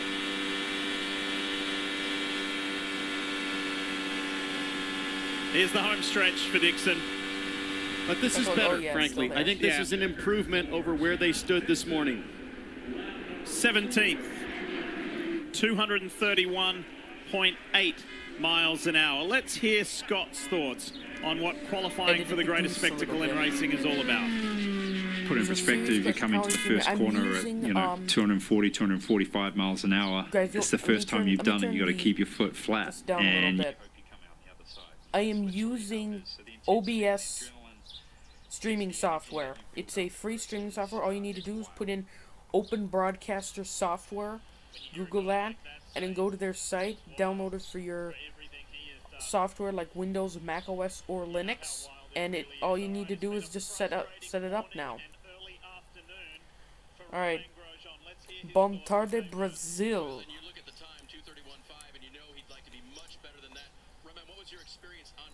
I have... Oh, Grosjean, my favorite.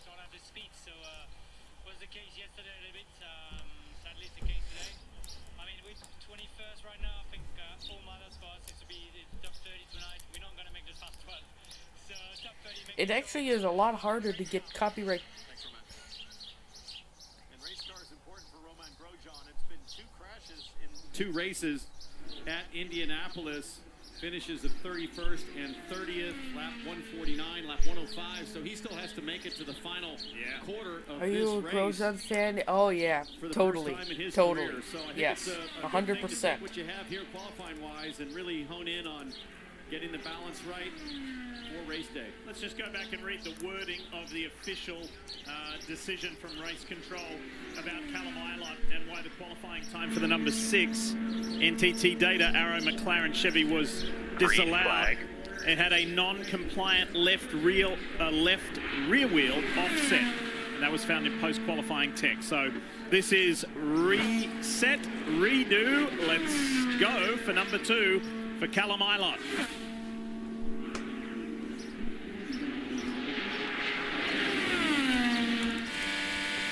Does that get you off your game a little bit? Like when something like that happens, or you just shrug it off and say, oh, well, never mind, let's go? Listen, I've had a few rental cars returned with non-compliant left rears, and it didn't bother me in the slightest. So for Callum Ilott, I think if he knows it's fixed and square, and he'll feel it on his warm-up lap, if his McLaren's all sorted out. And so far, it's okay. This is where Callum Ilott has been relative to his teammates. He's been the 4th quickest of the 4 Aero McLaren, so 2:31.9. He's not going to be stoked about that, but if they're compliant and in the range, at least he'll be comfortably in the show. And look, this is harsh language, but it just puts it into perspective. At the moment, if you're outside of position number 30, because remember, today here, we lock in positions 13 through 30. If you're outside of 30, like Ilott is, VK, Siegel, and O'Ward, technically at the moment you don't exist till tomorrow. You know, you're going to come back again and try it all over again. And so that's what Callum Ilott's trying to do, get himself in that big landing pad in between 13 and 30 and closer to 13, or even try and get in the, you know, the provisional fast 12 to give yourself a little bit more comfort. On the back so you don't have to keep doing this. Hold fifth all the way around. Yeah, you're just looking for a nice solid run. Great coaching from the timing stand on optimal gear selection based on what they see for engine performance, minimum corner speed. Callum Ilott reaches down there stiffer on the front roll bar, so he's probably feeling like the car is a little neutral through turn 4 on that last corner. 2:31.5, lap 3 for Callum Ilott. At the moment, it's tracking at an average of a 2:31.7. That's going to put him in a nice safe zone. It's going to put him in the top 20.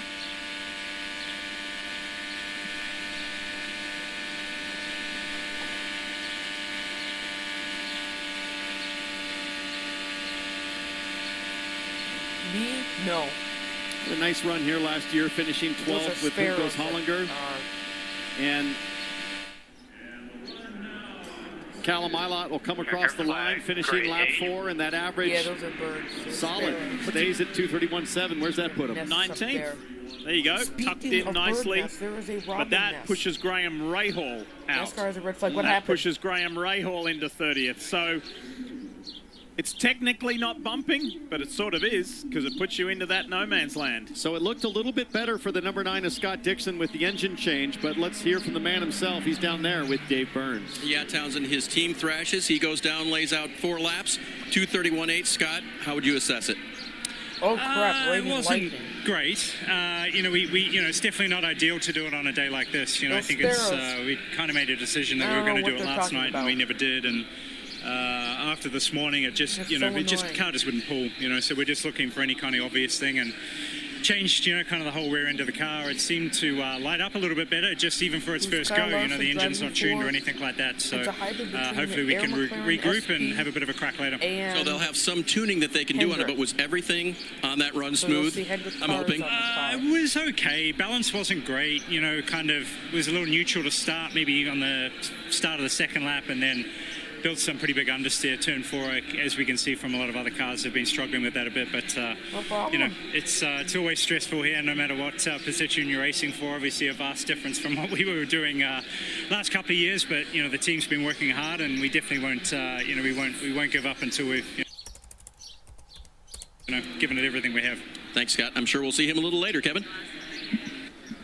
Back in the garage area with Graham Rahal. All right, outside of the top 30, when we see you again, you are going to have a fresh Honda. We heard about the misfire. Does this make you feel better that maybe there's a little more juice in the next one?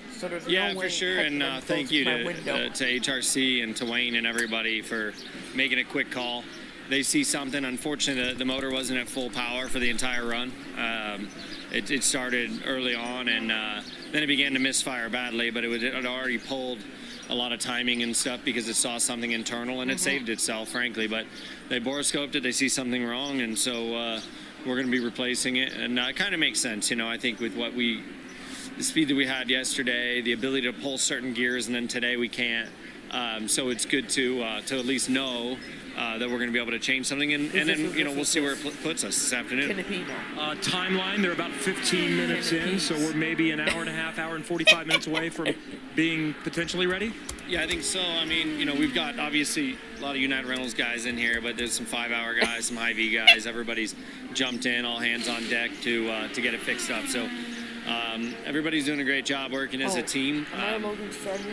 We've had a little practice with this this month, so we'll be able to get it done. I think we can just go run based on what Wayno is saying at HRC, that we can just get right in line and go. And obviously we don't, not that our time's in it anyway, but we don't necessarily have to pull our time to go do it, because I think it'll be all right. But track's gonna get hotter here anyway. The winds are pretty calm all day, but it's gonna get slippery as we go on here. Thanks, Graham. Welcome Dylan Welsh back to the booth. Dylan, fresh off pit lane, and Graham mentioned the heat. Track temp showing 119 right now, and with the sun out and a little break in the clouds, it should continue to creep up a little bit. It really is a nice day outside, and the sun has kind of been going in and out behind the clouds and helping to keep that track temp right around that 119-degree mark, as Augustine Canapino is back out 2 laps into his second run. 231.7 mile-an-hour average so far. Grosjean got waved off and sits in 22nd with that 231.5 average right now. Canapino trending pretty well, 231.5 on that lap too, so the average likely to be right in the same window as his teammate. He's way down the front stretch, complete lap number 3.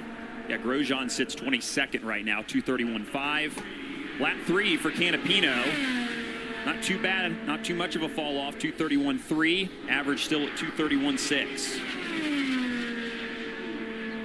Might not be the outright performance you want as a team right now, but in terms of that consistency, as the yellow comes out, presumably for the race director deciding that he's not going any quicker. Boy, that was wasn't obviously slower. Yeah. 231.6 is the existing average, and that's what he had just turned. So Kyle Novak, the race director, not allowing much in terms of optimism for final lap 4s. I mean, I guess you never know, but Kyle was thinking, okay, if a car's in line, you'd have to be well improving to finish a 4-lap run. Well, and it gives, and is going to hopefully give everybody as many chances as they want as the afternoon goes on. Here's Marcus Ericsson getting ready to head back out, and he'll need to improve quite a bit here. Sits 29th right now to 230.6. See where Ericsson was in terms of his first run. So he was 15th. That would have been right around 12, 20, something like that. Track temp was probably 105 at that time, so almost 15 degrees hotter. But for Marcus Ericsson, who's just getting accustomed to this replacement chassis after a big crash in practice, hopefully they are tuned up a little bit and he can find some more speed, because he's definitely in that danger zone conversation to transfer into the race by making the top 30 today. Oh, yeah, it must have been a delay. But you know this as well as anybody, Townsend. You can take the same setup from a car that you had and try and put it on a backup car, and it doesn't always work. So that's the challenge for the Ericsson group here, as they try to get this backup car dialed in. Oh, yeah, Ericsson. And he starts his warm-up lap here. I think I uploaded a video. That video has like 1,400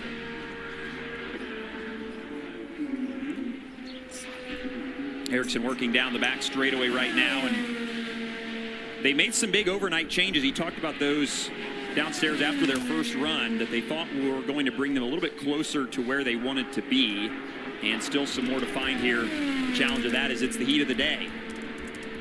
We've seen cars go fast in the heat of the afternoon. The Arrow McLaren cars both laying down good laps. Lap 1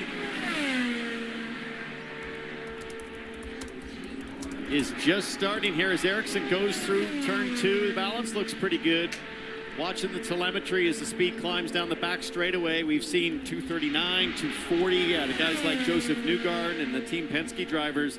Ericsson looks to be just hunting around 236 as he enters turn 3. This is the conclusion of lap number 1 on Ericsson's second attempt. A little bobble maybe that there out of turn 4. 220 on the warm-up. And lap number 1 at speed, 230.943. So that was pretty close to where he was at in his first run, 230.6 average on the first lap, or the first run, I should say. So Ericsson going to have to pick it up here a little bit. He's in for now, but you don't want to be, that 230 window is kind of right on the edge. So he'll be looking for really consistent speed like teammate Colton Herta was able to pull off a few runs ago. Lap 2 for Marcus Ericsson, half a mile an hour drop, and now that average falls down to exactly where he sat prior, 230.6. And if this doesn't step up, we're likely to see more race director intervention. And I'm peeking out of the 9th floor of the pagoda here, and it looks like another car does indeed sit in line waiting. So that's all it'll take. Ericsson will need to find something here on lap 3. Out of turn 4. White flag is waving. We'll see what the third lap speed looks like. He's dropped a half a mile an hour both laps, and that one does the same, 229.9. Little wiggle there in 1, too. That didn't look easy or comfortable as Ericsson backs out. Yeah, he's done there. That was slower already than his first attempt by about 0.2 of a mile an hour. So well, Ericsson, I didn't see the yellow lights come on, and it's almost like he's coming in based on what happened in turn 1, because he went in full send, full commitment, and she was walking around. Sorry, can't do it. Sounds like you said maybe can't do it there. Here's a look at that wiggle you mentioned, Townsend, here into turn number 1. Nice high, late turn in, just like what you want. And right there, it just starts to... It does look a little darty, you can see it. Starts to dance around, and for a guy that's already packed one in and written off a chassis, pit lane is your friend. Well, that's the thing, too. It's a good point, is this really is the backup car for the entire Andretti group. They don't have 4 or 5 backup cars or a backup car for each car, so you definitely don't want to wad that one up either, because then you're really in trouble. Tom Blumquist out onto the track for his second attempt, currently 25th at a 231.4.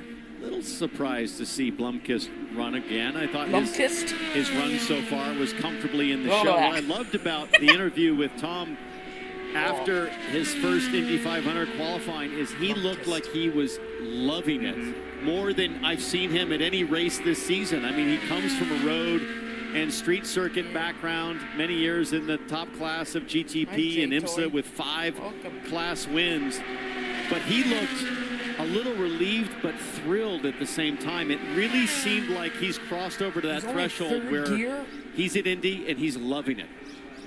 Comes from a family of racers and certainly respects the history of the sport, and this event falls into that category. IMSA champion in 2022 and making his full season debut here with Meyer Shank Racing after a couple starts last year in the NTT IndyCar Series. No, Blumquist, I think that's like a Swedish name, but he's from the UK.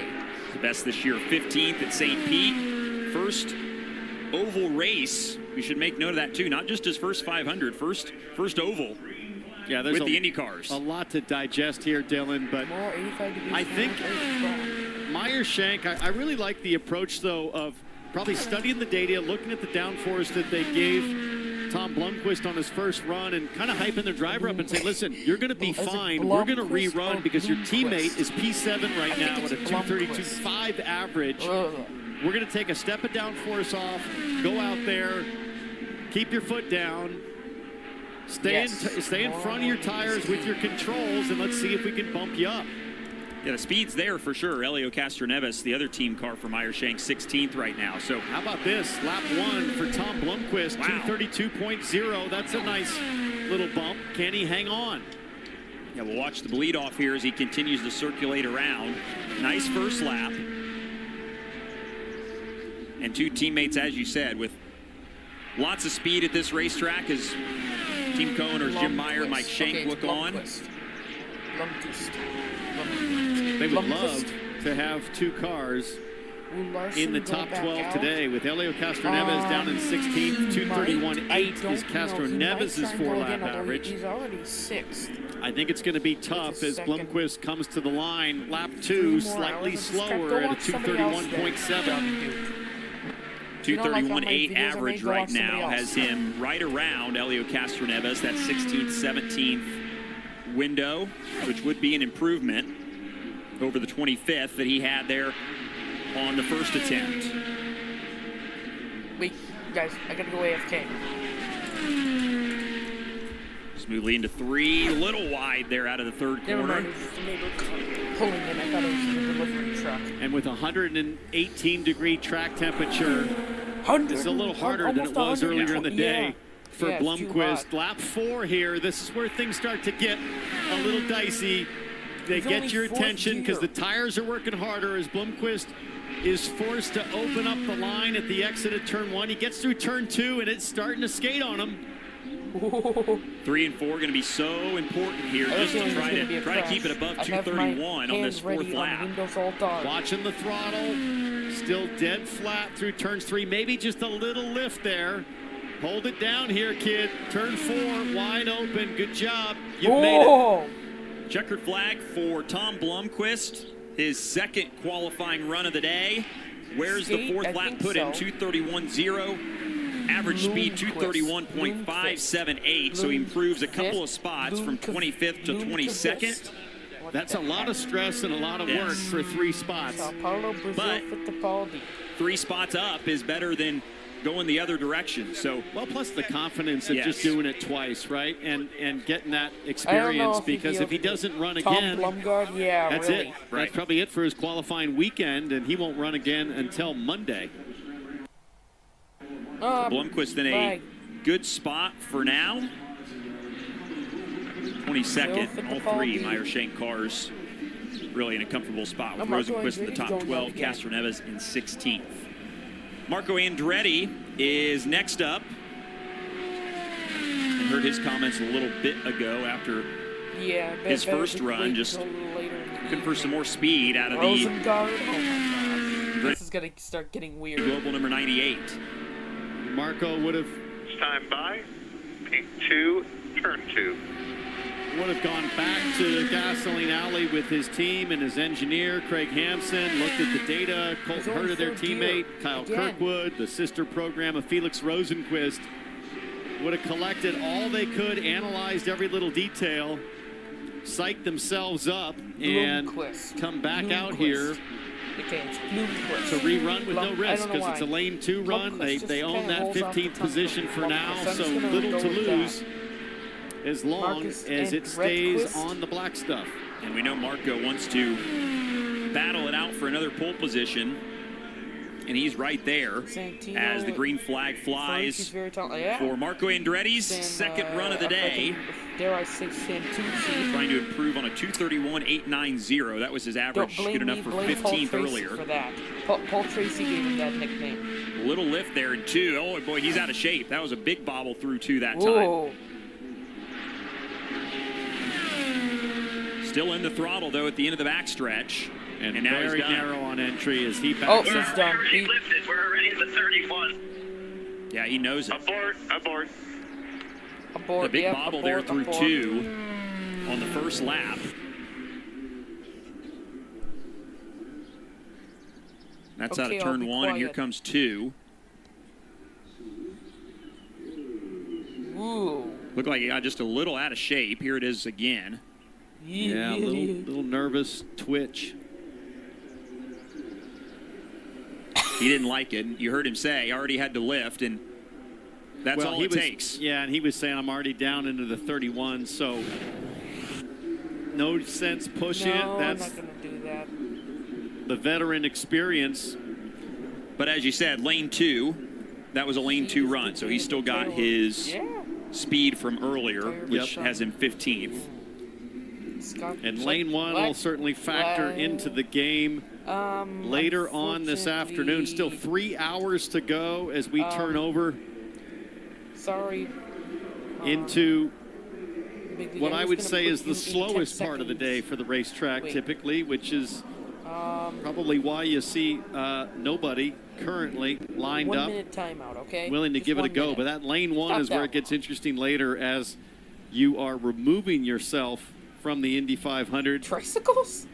If you're already in the top 30 and signing the paperwork to make another run. And I always love the final, say, 25, 30 minutes on Saturday as cars and rear jack stands and every crew's jockeying for position. And it gets pretty dramatic. I can't really change that. Something with no cars lined up and ready to make an attempt. Gives us some time to go back to the garage and catch up with Kevin Lee.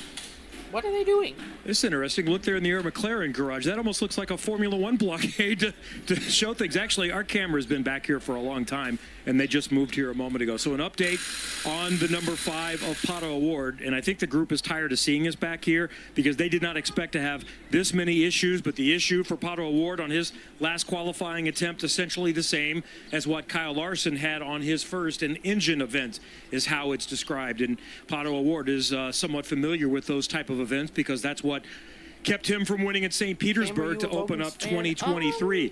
They're close. And by the way, went quite well on try number 2 for Kyle Larson, who sits 6th right now. So they're finishing up things and their adjustments, and I think we'll see Pato O'Ward roll out there pretty soon to make another qualifying attempt right now on the outside looking in. 32nd quick, doesn't matter. Just need to be in the top 30, and he's not there at this point. Certainly would love to get a chance to get up in that top 12 to have an opportunity to run for the pole or a really good starting position tomorrow. What do you make of these kind of issues that we're having with some of the power plants? You know, they're unrelated, of course, but Honda we've had some engine changes there amongst the Ganassi camp. We've had these plenum issues with the Chevrolet cars from the McLaren group. Is that everybody just pushing hard just to find the limit? You have to assume so. I think, talking with a few of the Honda teams, they're surprised, right? They're looking at things and saying, well, we expected a little bit more. But they're more surprised at the Chevy, performance gap seemingly right now. But when you look at the times, really, with Kyle Kirkwood there in 5th, Rosenquist in 7th. I mean, Honda does have 4 of the top 10 right now. So don't go into panic mode. Continue to study the data. Make some tweaks. If you want to rerun, great. But a lot of those Hondas are probably going to be set for transferring to the top 12 tomorrow. Where is he? And a lot can change overnight in terms of fine-tuning the details. What? But I will say that you got Pato O'Ward and Rinus VeeKay, 2 certain favorites to make the top 12 right now that are in Gasoline Alley and have yet to put up a time that would put him in the top Ericsson's 30. I think Pato O'Ward's going to be okay. I don't think they should panic yet. That's going to be late. Rinus VeeKay, they've got to get that car back together. Owen Siegel, it's been problematic. And Graham Rahal with the engine change takes about 2 hours. If I'm Graham Rahal, I'm actually relieved. Because if Honda had scoped the motor, if HRC had gone in and said, listen, everything's fine, it's something else, then you get in this finger-pointing game, right? Where the engine manufacturer's like, look, everything we see says it's not us, it's you guys. And then the team's saying, well, everything we're seeing is it's you guys, not us. That's where things get, frankly, deflating as a driver. Because you're like, well, how's this going to work out? But at least Graham Rahal knows, legitimately, we found an issue, we're putting a new engine in. And Scott Dixon just did that, and things were better. So if I'm Graham Rahal right now, I'm relieved and I'm optimistic. We've seen that too, even amongst some of the Chip Ganassi cars that we talked about earlier. Heard from Chip this morning, just said we just don't have the pace. Oh, wow. They've made some changes. Alex Below made an engine change yesterday and found speed at the end of the day. So hopefully that'll be the case for Rahal as well. Boom. 300 We're getting closer with every passing day to a week from tomorrow, the 108th running of the Indianapolis 500. Can't wait to get there. The biggest single-day sporting event in the world. Good luck out there. Green, green, green. The greatest spectacle in racing.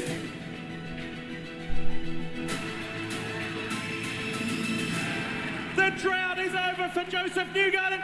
I started out as a fan in the crowd, and this place is amazing. Welcome to the four-time club.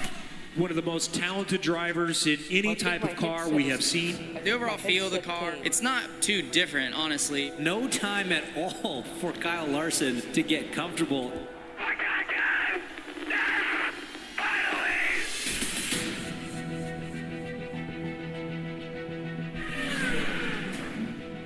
Qualifying day at Indianapolis, and tomorrow is the run for the pole. Go to 5:50 p.m. tonight to set the field of 30.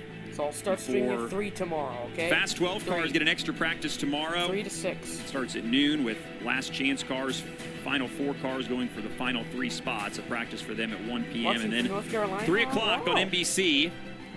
The run for the final starting position and pole day qualifying until 6 p.m. It is the most intense weekend of the entire year, in that 3 to 6 window.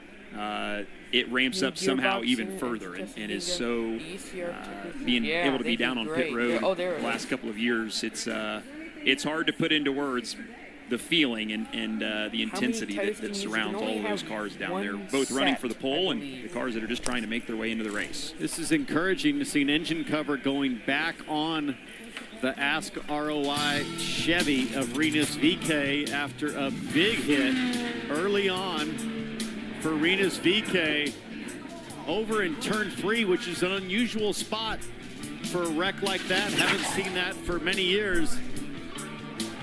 Big twitch in the middle, and then it gets away from him. And I'm impressed that the Ed Carpenter Racing team, after 2 hits to the wall, that secondary hit was nothing to sneeze at, and a driver that had to limp away from his race car. And Kevin, there's Rinus VeeKay, focused, probably sore and still in a little bit of pain, but he looks like he's getting ready to make a run. Right on cue, just as we went to that shot of the car, Rinus rolled up behind, and they're about 20 minutes away from being able to roll to tech. So what's that, another 30, 40 minutes from having an opportunity to be able to present for another qualifying attempt. So they had to replace all the body work, and that's what they're finishing up right now, and the rear end, also the left and right front as well. So pretty significant changes and repairs. The tub is the same, the engine is the same. So when they go back out, this is not going to be all that they have. This is going to be conservative. First of all, it's going to be a leak check.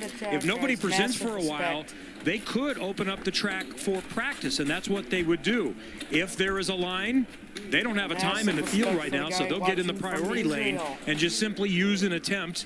They are unlimited to do a leak check, so they wouldn't be up to speed that first opportunity. And then even after that, since there's still time in the day, then I would expect the first run to be fairly conservative and just kind of work through it. So it's essentially test qualifying sessions in real qualifying sessions. This is my show. That's great work from the Ed Carpenter Racing bunch to and I have get that car stripped down and put back together.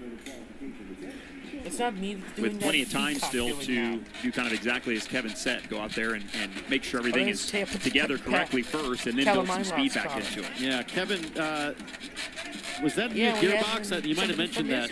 All new rear end. So yeah, the engine is fine, but everything is in. So that's a question mark. It's a bit like Ericsson had to go to an all-new chassis, but is that gearbox as low drag optimized, right? You would have probably gearbox dynoed all your stuff over the winter and chosen the best 3 for their 3 cars. So presumably what's sitting right there is going to be 4th best, but 4th best at ECR is really good usually. Rinus talked to him before that crash, and he said, "I don't feel like we've shown all we've got. Felt like we had some things. Felt like they had some things that pretty good. could kind of help them hang with the Penske cars. So extra disappointing to have that crash and to now have to kind of dip into the spare parts. Wow. Trying to keep up with that average, started no worse than 4th in his 4 starts here and been on the front row the last 3 years. So obviously won't know that for sure tomorrow, but we know until tomorrow, but we know the Ed Carpenter cars are fast. Sometimes when you see Dale Coyne and Jack Harvey. Yeah. And it looks like Nolan Siegel's car is who they're waiting for. Jack Harvey, I'm sure, has been very helpful for Nolan Siegel and Catherine Legg, the 2 drivers at Indy, and Jack Harvey will be back in How dare you call me a car for Dale Coyne for the rest of the season after Indy. I am as straight as a... And Nolan does have a time. He is last of the cars that have qualified or have put an attempt in at 2:26.6. But remember, this is the backup car.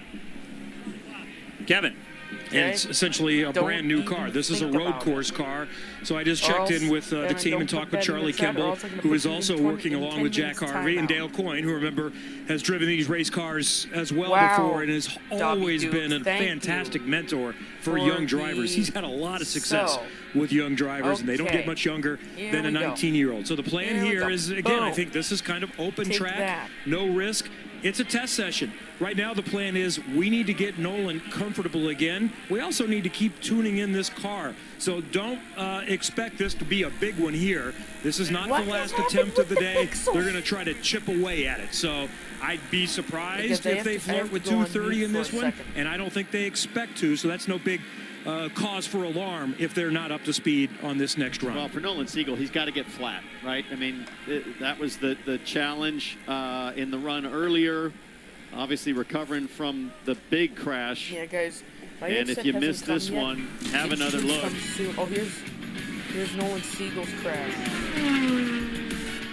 First time at the Speedway, lost it in 2, slapped the left side, and then still probably going. I was there when I watched him win his 180 to 200 miles an hour, and that's enough lift sideways to turn the car up and over, and then sort of gives him a Ric Flair-like slam. Luckily, Nolan able to walk away, but the car was effectively totaled, and that's why you see a bit of a Frankenstein here with the red and white front wing and the 18 backup car, which is really Jack Harvey's primary car for the first race after Indy, which will be at the Detroit Grand Prix. Still around. He's in the AJ Ford stand. And that hit when Nolan came back down on the track actually chipped a piece of the racetrack, so they were out there kind of patching that part of the racetrack up together yesterday. Here's Pietro Fittipaldi's car, also rolling through Gasoline Alley. He's 28th right now. So all these cars kind of on the bubble. Wow, look at my pixels. With the exception of Siegel, are in. Soon, because they're fixing the car. The top 30 right now. So Fittipaldi may be able to go out here and find some more speed as they continue to kind of work on all the Rahal cars. All right, guys, I got to back out of Dale Coyne's asking race director Kyle Novak, hey, if nobody else is in line, can you... On the viewer count. Just let us finish 4 laps, even if they're not great, because my rookie needs to find the confidence again as Oh, yeah, Dale I'm seeing a lot of lag. Keeps a watchful eye down pit lane. You know, one of the cool things that I think for any Indy 500 driver, but especially the rookies, is the photo that they take right there after you make a qualifying attempt on the start-finish line. Get one by yourself, get some with the crew, but it's a tradition, like there are many here at the Speedway, that once you get qualified, you get one of these pictures. Yeah, you know what? I don't know that I fully appreciated these shots until I was finished racing here at Indy. And you can go to the museum there as you see Connor Daly, stepdad Doug Bowles, track president at IMS. There's Dan Talris, the CEO of Gamebridge, Elio Castroneves. But you go to the museum, they've got such a great photo archive here. And whether you've raced here or been a fan here or been a team member as Kyle Larson and team, point to the sky for Ricky Hendrick. And you know, it's just fun to look back and see the faces and remember, oh yeah, I forgot that guy was our gearbox mechanic in 2000. 7. A lot of lag. Yeah, I did see. You know, it's just it's such a nice moment in time that'll be with you forever, and it's a great reminder just the sheer number of people that it takes to prepare a field and ultimately compete together for the biggest prize in racing. That's what I was going to say. I think it's cool how over the years you see the size of the crews grow just as the cars became more advanced and there's more parts and pieces to work on and more expertise required. It is all hands on deck always. Speaking of going back through the years, what was your first experience here at the Speedway? My first Indy 500 was 2001 when Elio won his first one. So, how old were you? I would have been 7. I was here for an IROC race in the late 90s, which I think was actually my first race here, but my first 500 was the first one Elio won. Was your voice just as deep? I don't think so.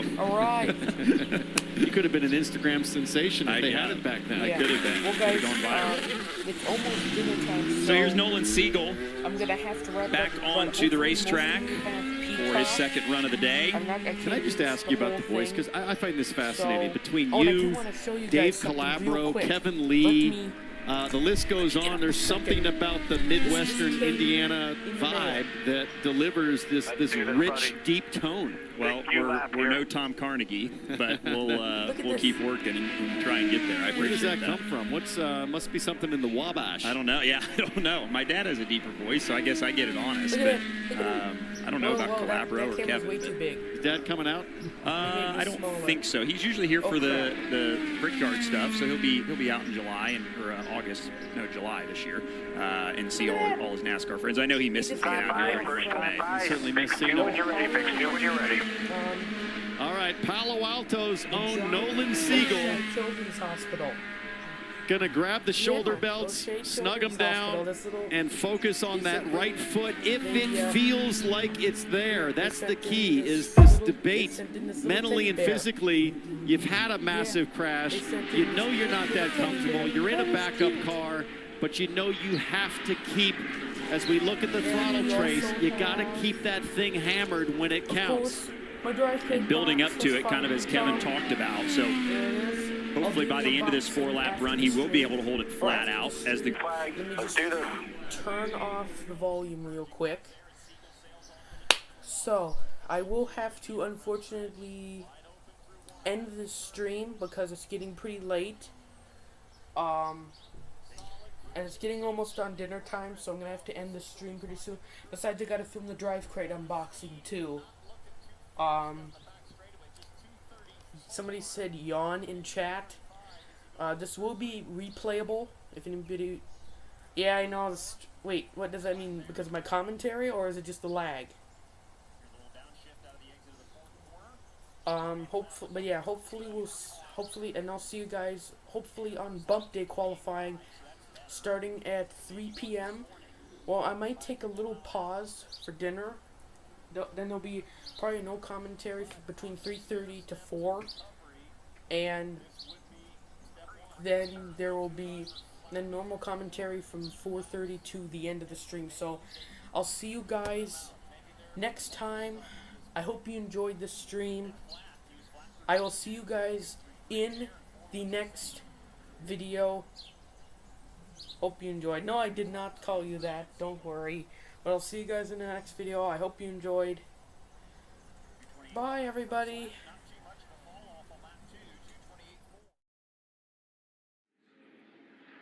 Still would have to find some speed, but this is a step in the right direction. It is an improvement. 2:30.